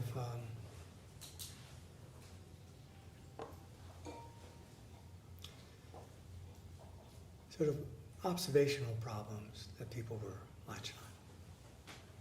That his voice wasn't as strong, that his gait wasn't as strong, and so it's fair to say that early in his presidency, and look, one of the reasons that I think President Biden trusted me was because I didn't talk about our conversations. I didn't And so, and I'm not, comfortable doing it. It's just, that's how I worked. And, but, yes, it is fair to say that I had conversations with him about what I believe to be the perceptions of his age and how they will continue to be an issue. And some of the other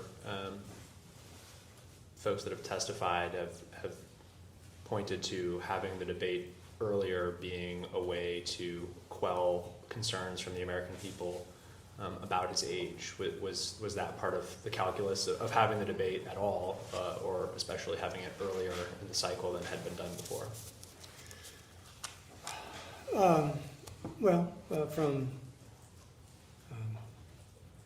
From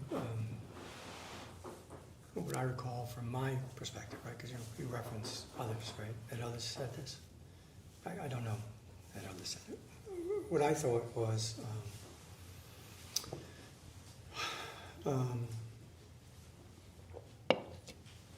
that it could be an opportunity for the American people to see him on stage and to reassure them about his age. Yes. Do you think that it did reassure them? Well, I think if you look at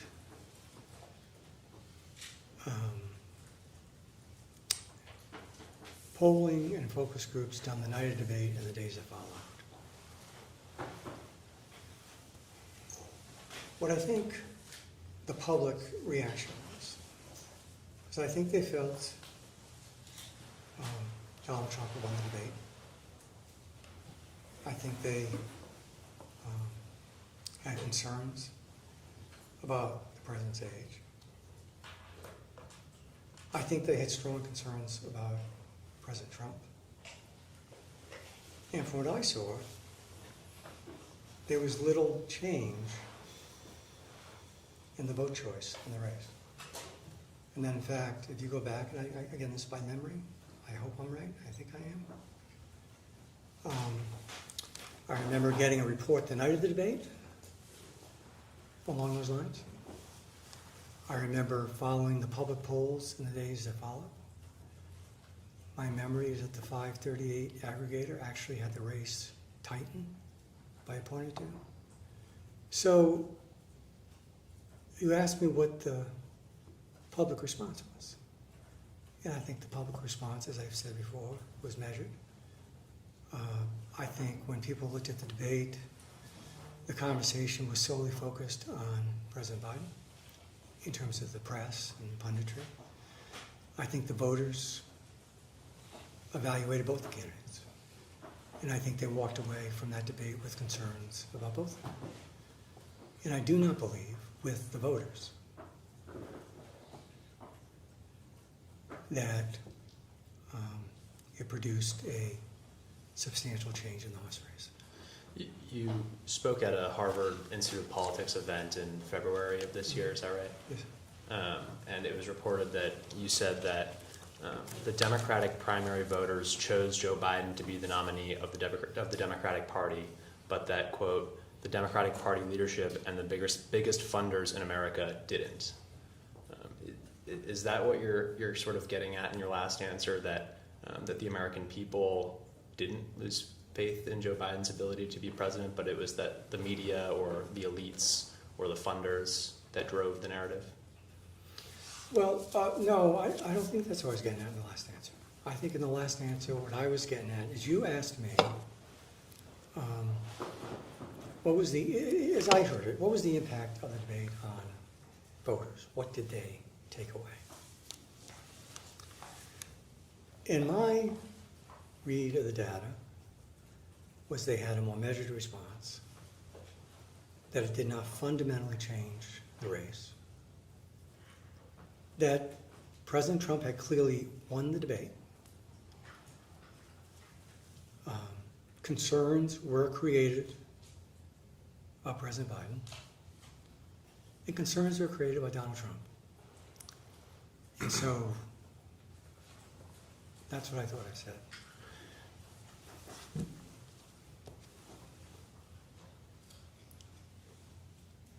Sort of delineating, though, the polling in terms of the differential between the two candidates, to me, and certainly you're the expert in polling, but to me that sounds like a different question than whether the American people were more concerned about President Biden's age or, in my view, the things that come with age, I think is underlying that.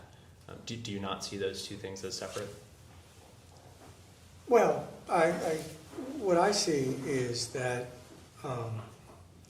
I think when people express a view about who they're going to support,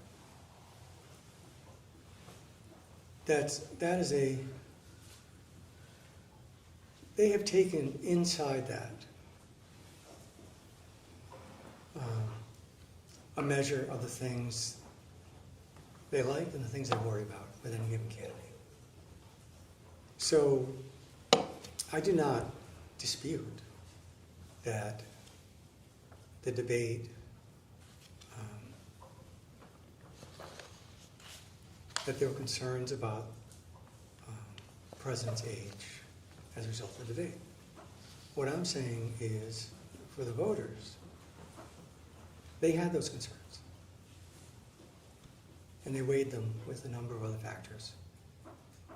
And that it didn't change the vote support levels, at least to my mind.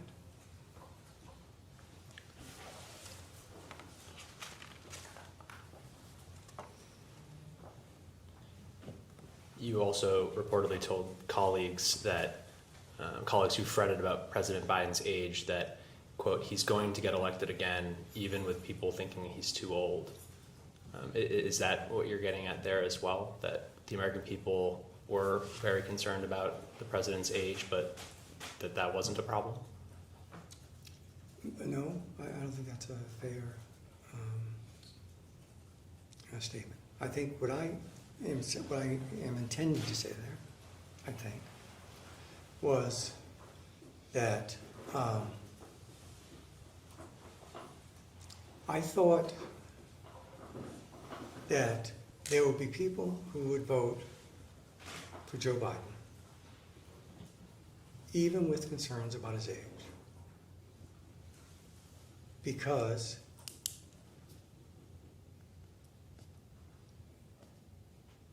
they supported his agenda, because they thought his record was good, because they thought he shared their values more, because they thought he was a better president. I think you frequently see that. I don't know of any candidate who gets elected without people having some concerns about them. So I think that's what I was saying, is that I thought, as I said, I thought that people were worried about the president's age. I thought over the course of the campaign that we could have gotten a majority in electoral margin sufficient to win, that President Biden could have won. Did you think it was necessary to hide the signs of President Biden's age or the things that come with age, to hide them from the American people? Well, again, I don't believe I felt that. In fact, one of the ironies of this is, as you mentioned, Joe Biden didn't have to debate in June. In theory, he didn't have to debate. Okay? Just for me, speaking for me, I wanted him to get in front of the American people. That's what I wanted. I long believed, and I said to many people, that if the American people could see the president I saw every day, I thought they would be reassured. Right? So the notion that you're trying to hide a president and then willingly put him on stage in front of 20, 30, 40 million people in the summer.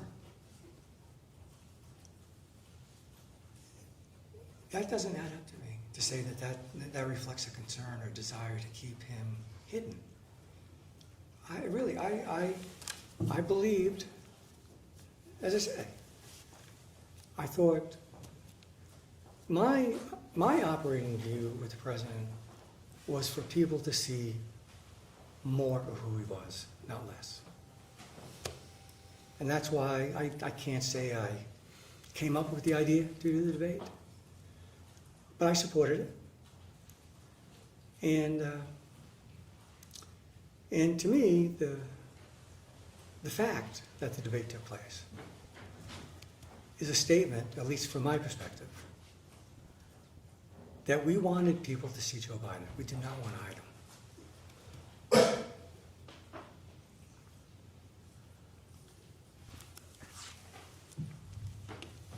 Was it really feasible, though, to not have a debate or have a later debate if there were questions that you wanted to put to bed about the president's age? I mean, those wouldn't have been ameliorated at all if Joe Biden had refused to debate Mr. Trump, right?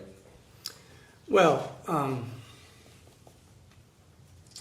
there's, as I heard, there's two parts to the question to me. Sorry, I do that. That's okay. He said, essentially, was it feasible not to do a debate or do it early? It was clearly feasible not to do it early. That was a choice.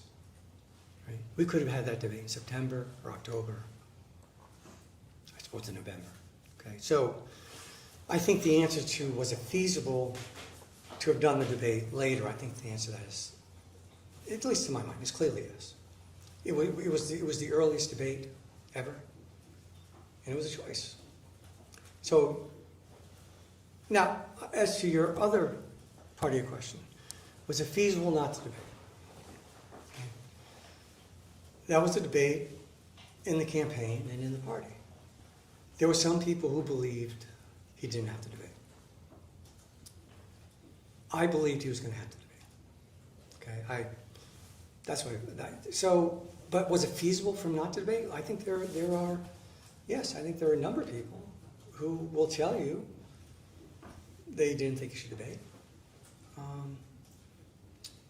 So it wasn't my view. But as I say, he certainly could have debated later. And to my mind, I thought he was going to have to debate. Was part of the reason for having an early debate due to a consideration that the debate might not go well and you would have more time to fix the fallout of a bad debate if it were held earlier? Well, as I think I said earlier, as I think about this, my memory, my recall is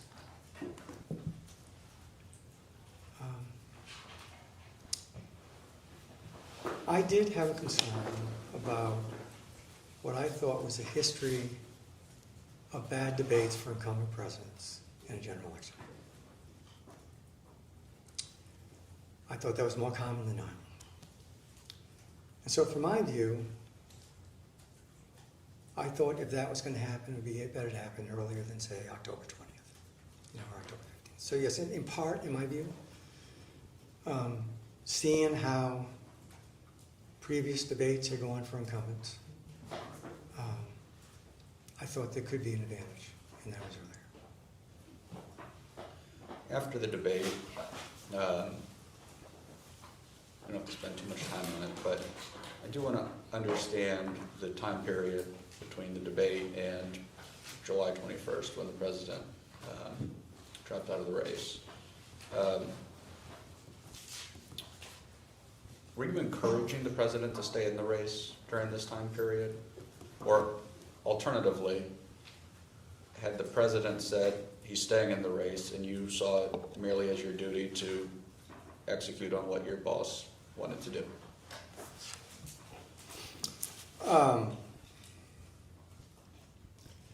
Yeah, we can just break that to just Sure. one at a time. Were you encouraging the president to stay in the race after the debate? My view is that I believe he should stay in the race. And the second part of my question is simply, did President Biden also say that he wanted to stay in the race? My recollection is yes. And you saw it as your job to do what you could to make President Biden's election chances as favorable as possible. Is that fair? It's fair to say that was my job. I had made a political judgment that I thought he was the best, even after the debate, he was the best Democrat to run. I had a strong substantive view that I thought he would be the best president.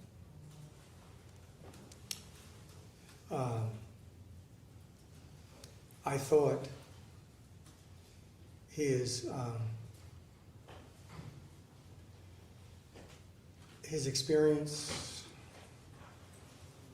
working with legislation, his experience on the world stage, his proposals for the future, I thought they were the best for the country. I guess what I'm saying is okay.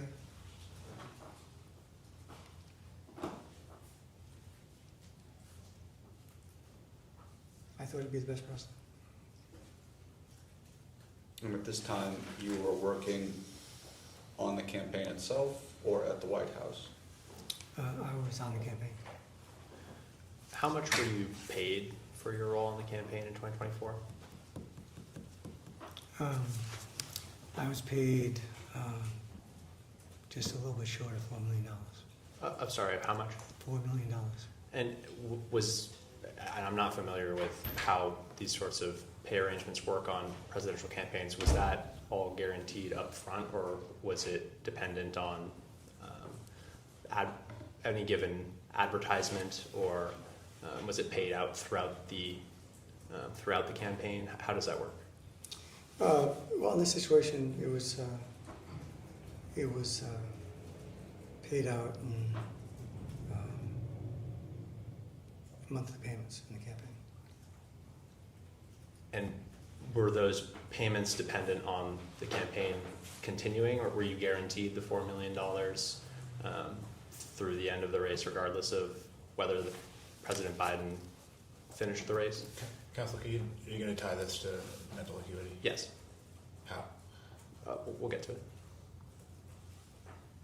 Okay, well, if you could, explain how you're going to tie it. Well, I'm just curious, because you're saying that you believe that the president should stay in the race, and then you advocated for that. And I think, I'm just curious if your own financial stake in the matter had any was a factor in any way in your advice to the president. Well, I don't believe that. I don't believe it was a factor in my advice to the president. I had given president advice for a long, long time. And I believed in him. And so that's my view. Just to be clear, would the amount of pay you received for your role in the campaign, would that have changed depending on how far into the race President Biden made it?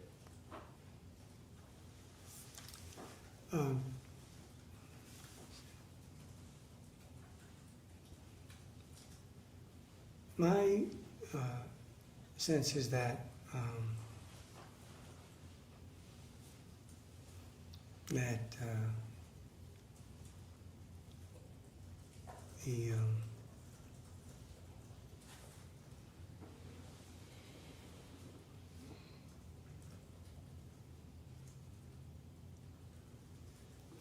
In my view, the money was,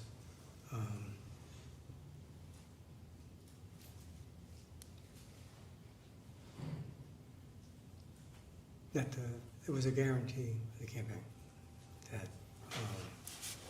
we had had a negotiation, and that's my memory of the agreement. Would And you not have to- received a bonus depending on the way the campaign went? Was that a possibility?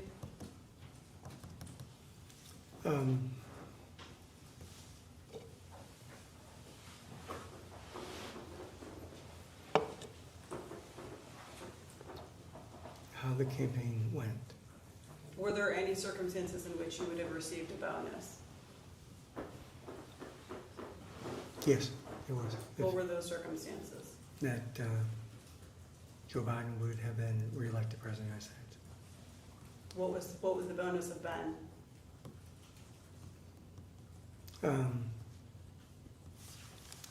I believe it would have been $4 million. In addition to the $4 million that you were already paid? Yes. Do you consider $4 million to be a significant sum of money? I thought it was a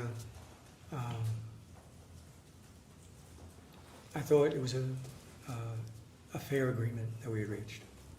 Do you think that the prospect of a significant payday, say $4 million, could impact someone's judgment in general? Well, I think under the circumstances you're discussing, the incentive was to keep the president in the race, and I, at the end, gave him a judgment that he should withdraw.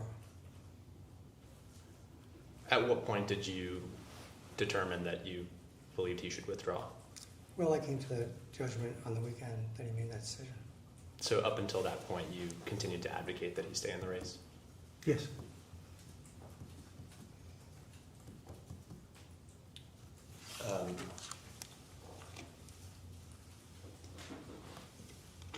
Mr. Ricchetti, do you know how many children Mr. Ricchetti has? I don't. I think 3. He has 4.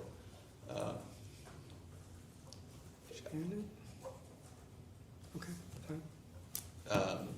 Do you know how many worked in the Biden administration?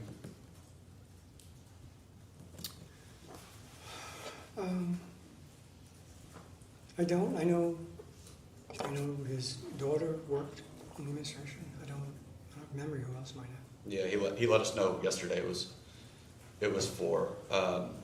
Was Mr. Ricchetti also advocating for President Biden to stay in the race? Well, I don't. My sense is that Steve supported him staying in the race, but I don't want to speak for him.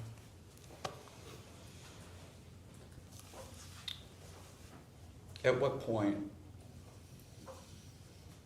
and you can speak as much as you'd like about what you were facing during this time period, did you come to the conclusion that the president should withdraw from the race?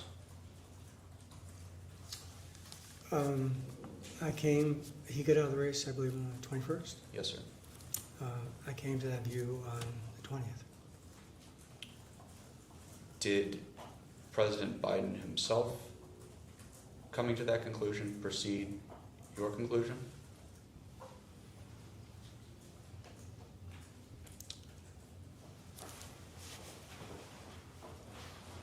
My memory of the weekend is that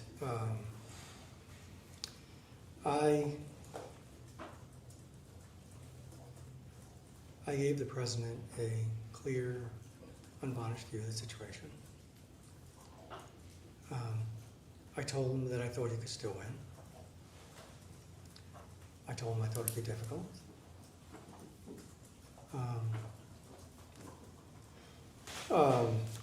And I raised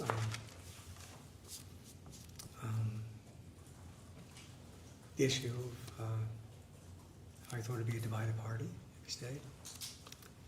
And my read of him was that he didn't want to divide the party. So who got there first? I mean, in part, I could have left that weekend, and I still believed he could have won. But he made a decision, and I told him, based on what I had seen and saw in him, that I felt, given his views about a divided party, that we shouldn't go forward.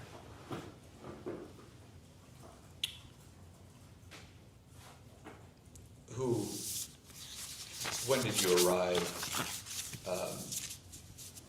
at Rehoboth to that weekend of the 20th/21st? My memories, I arrived midday on the 20th. Who was there, if you recall?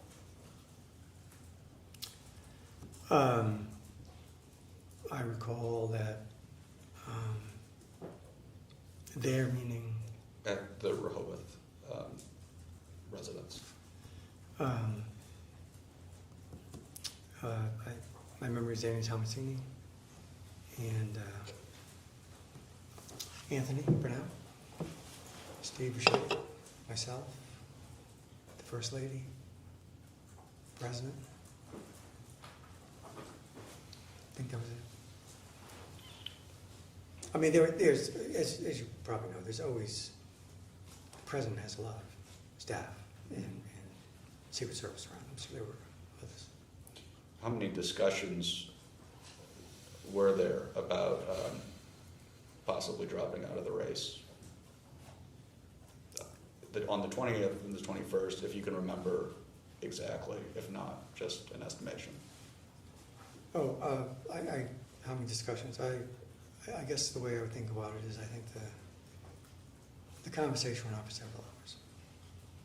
And, you know, and it was, my memory is it was we had a long conversation throughout the day,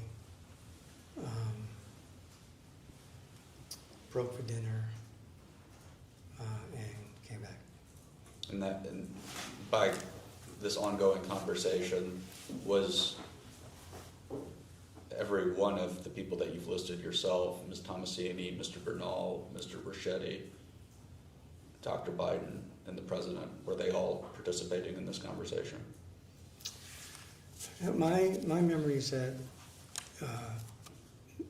Steve Raschetti was in the conversation, I was in the conversation, the First Lady was in the conversation, and the President. Did at any point any member of the President's family besides Dr. Biden join the conversation, either in person or remotely? My memory is that Hunter Biden joined it by phone. And were you and Mr. Raschetti both on the same page regarding the advice that you were providing to the President?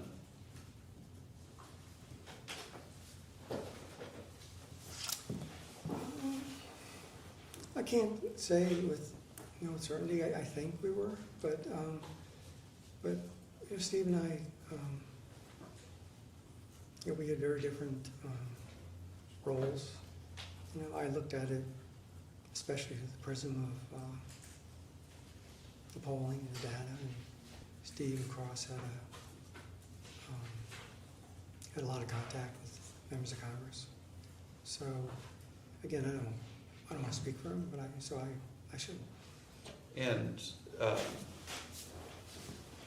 what was Hunter Biden's advice or contribution to this conversation? My memory is he was supportive of the idea that the President withdraw from the race. And the First Lady, what was her perspective? My memory is she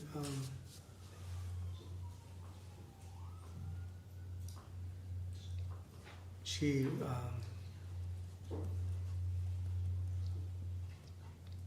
that she was going to support whatever decision the president made.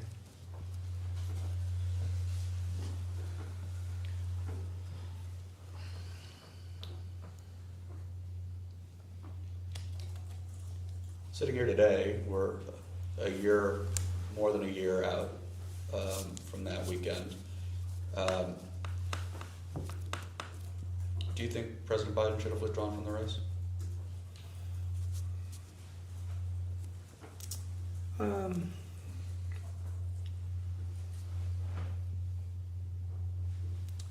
You know, it's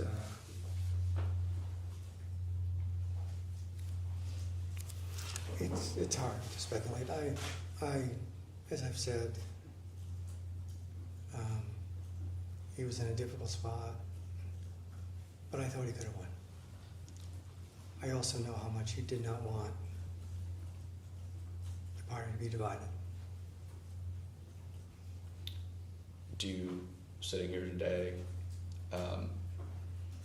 and with the benefit of hindsight, and also recognizing that the former president has announced his cancer diagnosis, do you believe President Biden was physically and mentally capable of serving another 5 years as president? Another 4 with his beginning of his term. Well, you're stipulating things I would have known at the time. I understand. But my view was that he could have been president for 4 more years.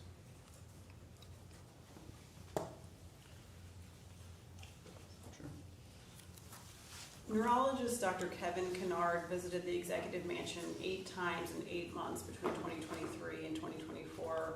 Are you aware of those visits? I don't recall being aware of those visits, no. Did you have a role in drafting President Biden's speech for the 2024 State of the Union? The 2024 State of the Union. Yes, I did. What was your role? My role was I was one of the speakers. Did you help President Biden prepare to deliver the speech? Yes. How did you help prepare him? Well, we were at Camp David for most of it, and then back at the White House. And we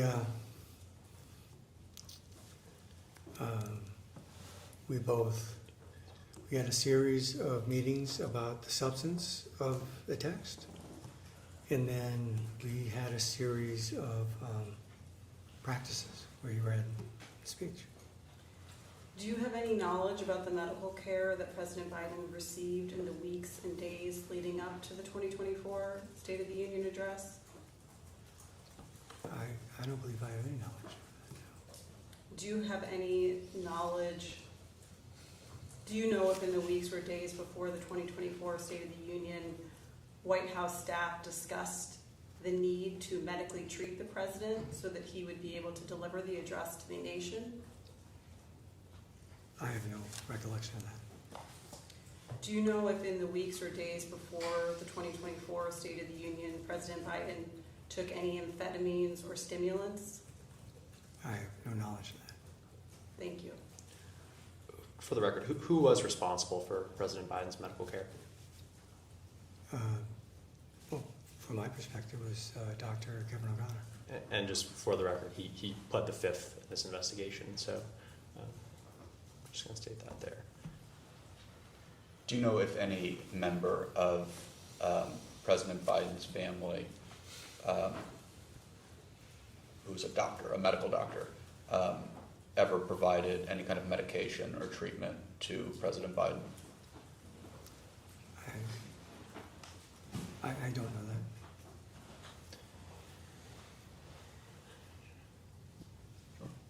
that. We spoke a little bit about Original Sin by Jake Tapper and Alex Thompson earlier. Did you ever speak with, write with, or otherwise correspond with Jake Tapper and or Alex Thompson for their book, Original Sin? I spoke to Jake Tapper. What did your conversation consist of? He came to interview me. We spoke for, I think, about an hour. Do you recall when that was? I believe it was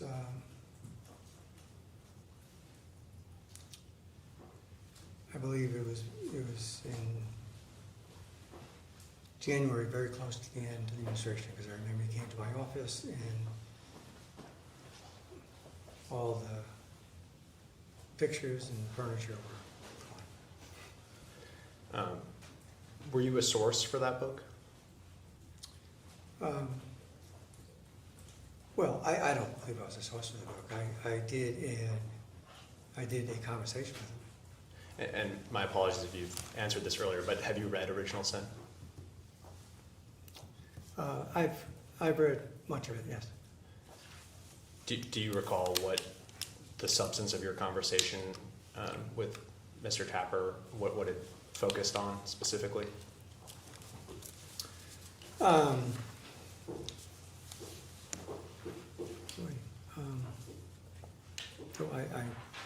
can't, I mean, he asked me a lot of questions over an hour. He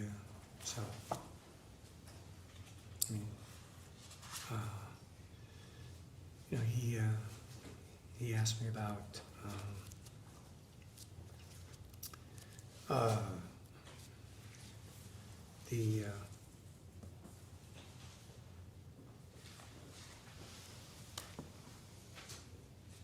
well, as I say, it was a wide-ranging conversation. Do you know any of the names of the unnamed sources that Jake Tapper and Alex Thompson quoted in Original Sin? I don't believe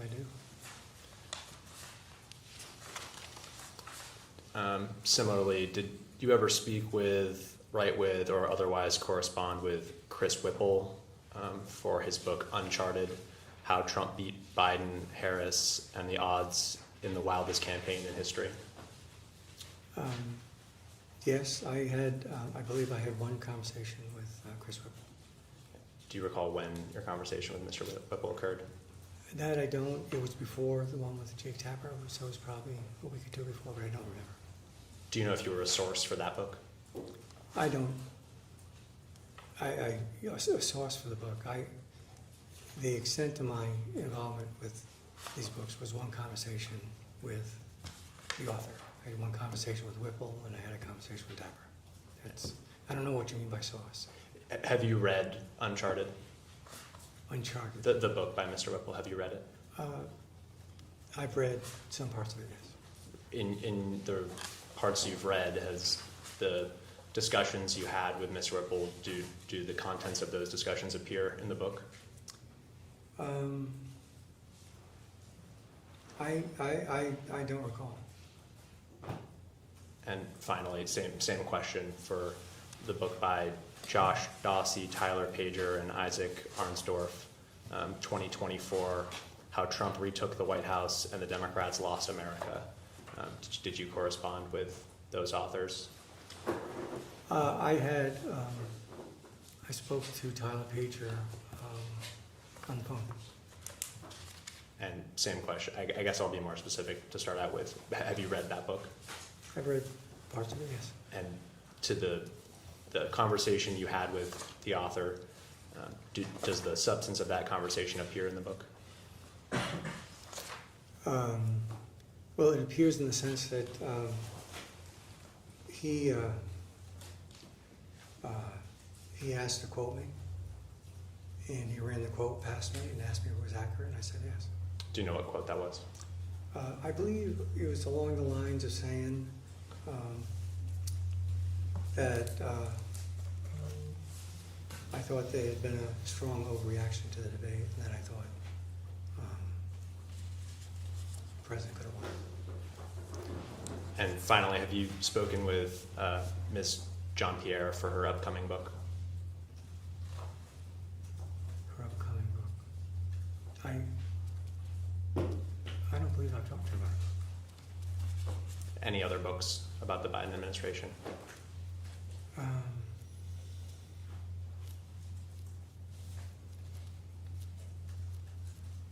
don't think so, no.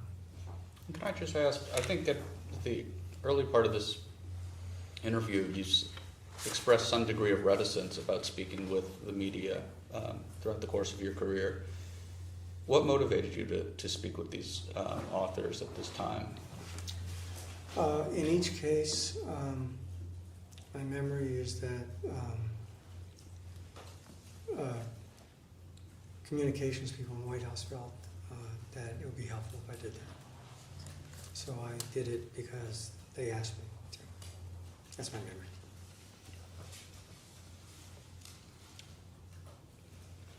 Do you have anything more? Well, we will go off the record. Thanks.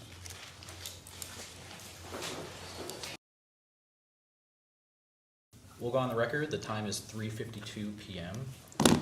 Mr. Donilon, I want to thank you again for appearing today. I know it's been a long day, but we appreciate you answering our questions. I'm going to jump around a bit, and we'll be covering a few different topics. So if you could just bear with me over the next few minutes, I'd really appreciate it. Sure. So first of all, I'd like to circle back to after President Biden participated in the presidential debate.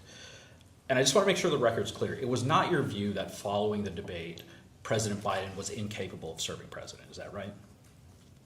That was not my view. In fact, I had the exact opposite view. I believed he was capable of being president. And in fact, you saw a pathway to victory after the debate. Is that accurate? Yes. Now again, apologies, I'm jumping around a little bit. Did anyone, to your knowledge, ever step in to carry out the duties of the presidency in Joe Biden's place, because he was unable to do so? I don't believe that ever happened. Did Hunter Biden ever carry out presidential duties on his father's behalf? I don't believe that ever happened. Did he ever make official decisions for his father? I don't believe that happened. I just don't think any of that happened. Do you believe there was an effort by Hunter Biden to usurp the presidency? I don't believe that, no. How about Dr. Biden? No, I do not believe that. And did you, sir, ever step in to carry out the duties of the presidency in Joe Biden's place because he was unable to do so? I did not do that, no. Are you aware of a conspiracy among senior staff to cover up President Joe Biden's mental condition while he was in the White House? I don't believe that happened, no. In the last hour, my Republican colleagues touched on a bit about your compensation with the presidential campaign. And again, just so the record's clear, did your compensation from the Biden campaign have any bearing on your views as to whether President Biden should have continued with or withdrawn from the presidential race? I don't believe it did. Did it have any bearing on the counsel you provided to Joe Biden during the campaign? It did not have any bearing on the comment. Did it have any bearing on what information you gave to Joe Biden during the campaign? It did not, no. Did it have, strike that, did the compensation from the Biden campaign have any bearing on your views as to whether President Biden had the mental acuity to serve as president? It did not. I believed throughout his presidency to the last day, I believed he was capable of being president. And I believe you said during the last hour, as well as earlier in the interview, that you held the belief that he was the best person to be president. Is that fair to say? I did believe that. Jumping around again.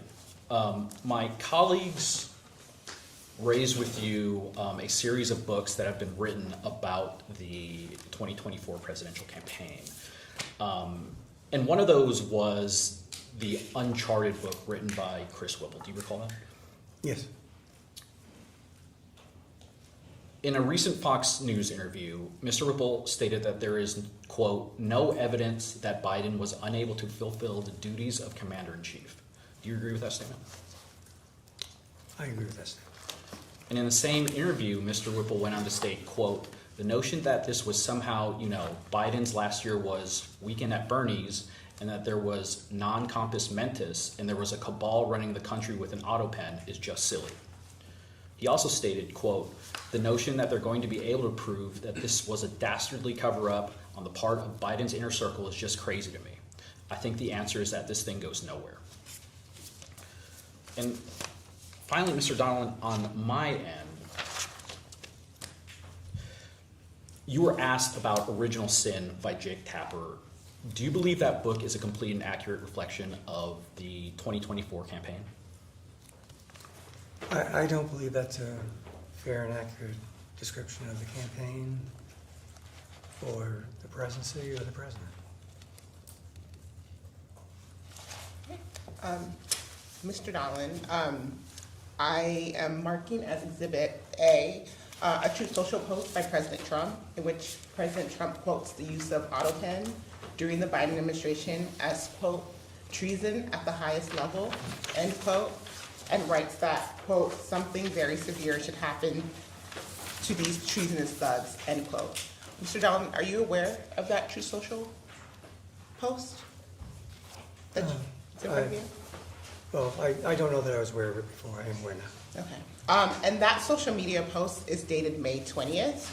And 2 days later, Chairman Comer sent his first round of letters requesting transcribed interviews in this matter. Were you aware of that? I was not aware of that, no. And then on June 4th, 2025, Chairman Comer also sent you, Mr. Donilon, a letter requesting your appearance at a transcribed interview. On this very same day, on June 4th, 2025, President Trump issued his memorandum directing an investigation into President Biden's mental health. Were you aware that those two items were issued on the same day? I was not aware of that, no. And lastly, I am marking as Exhibit B a July 23rd, 2025 Punch Bowl News article stating, quote, the GOP-controlled House is an arm of the White House. We don't want to harp on this for too long because it's so evident if you're a Congress watcher. Under Johnson and Trump, the House simply isn't an independent branch of government anymore. Whether it's on Russia sanctions, the Jeffrey Epstein files, or voting for a $5 trillion debt limit increase, House Republicans do whatever Trump tells them to do, end quote. Thank you again, Mr. Donilon. We'll go off the record.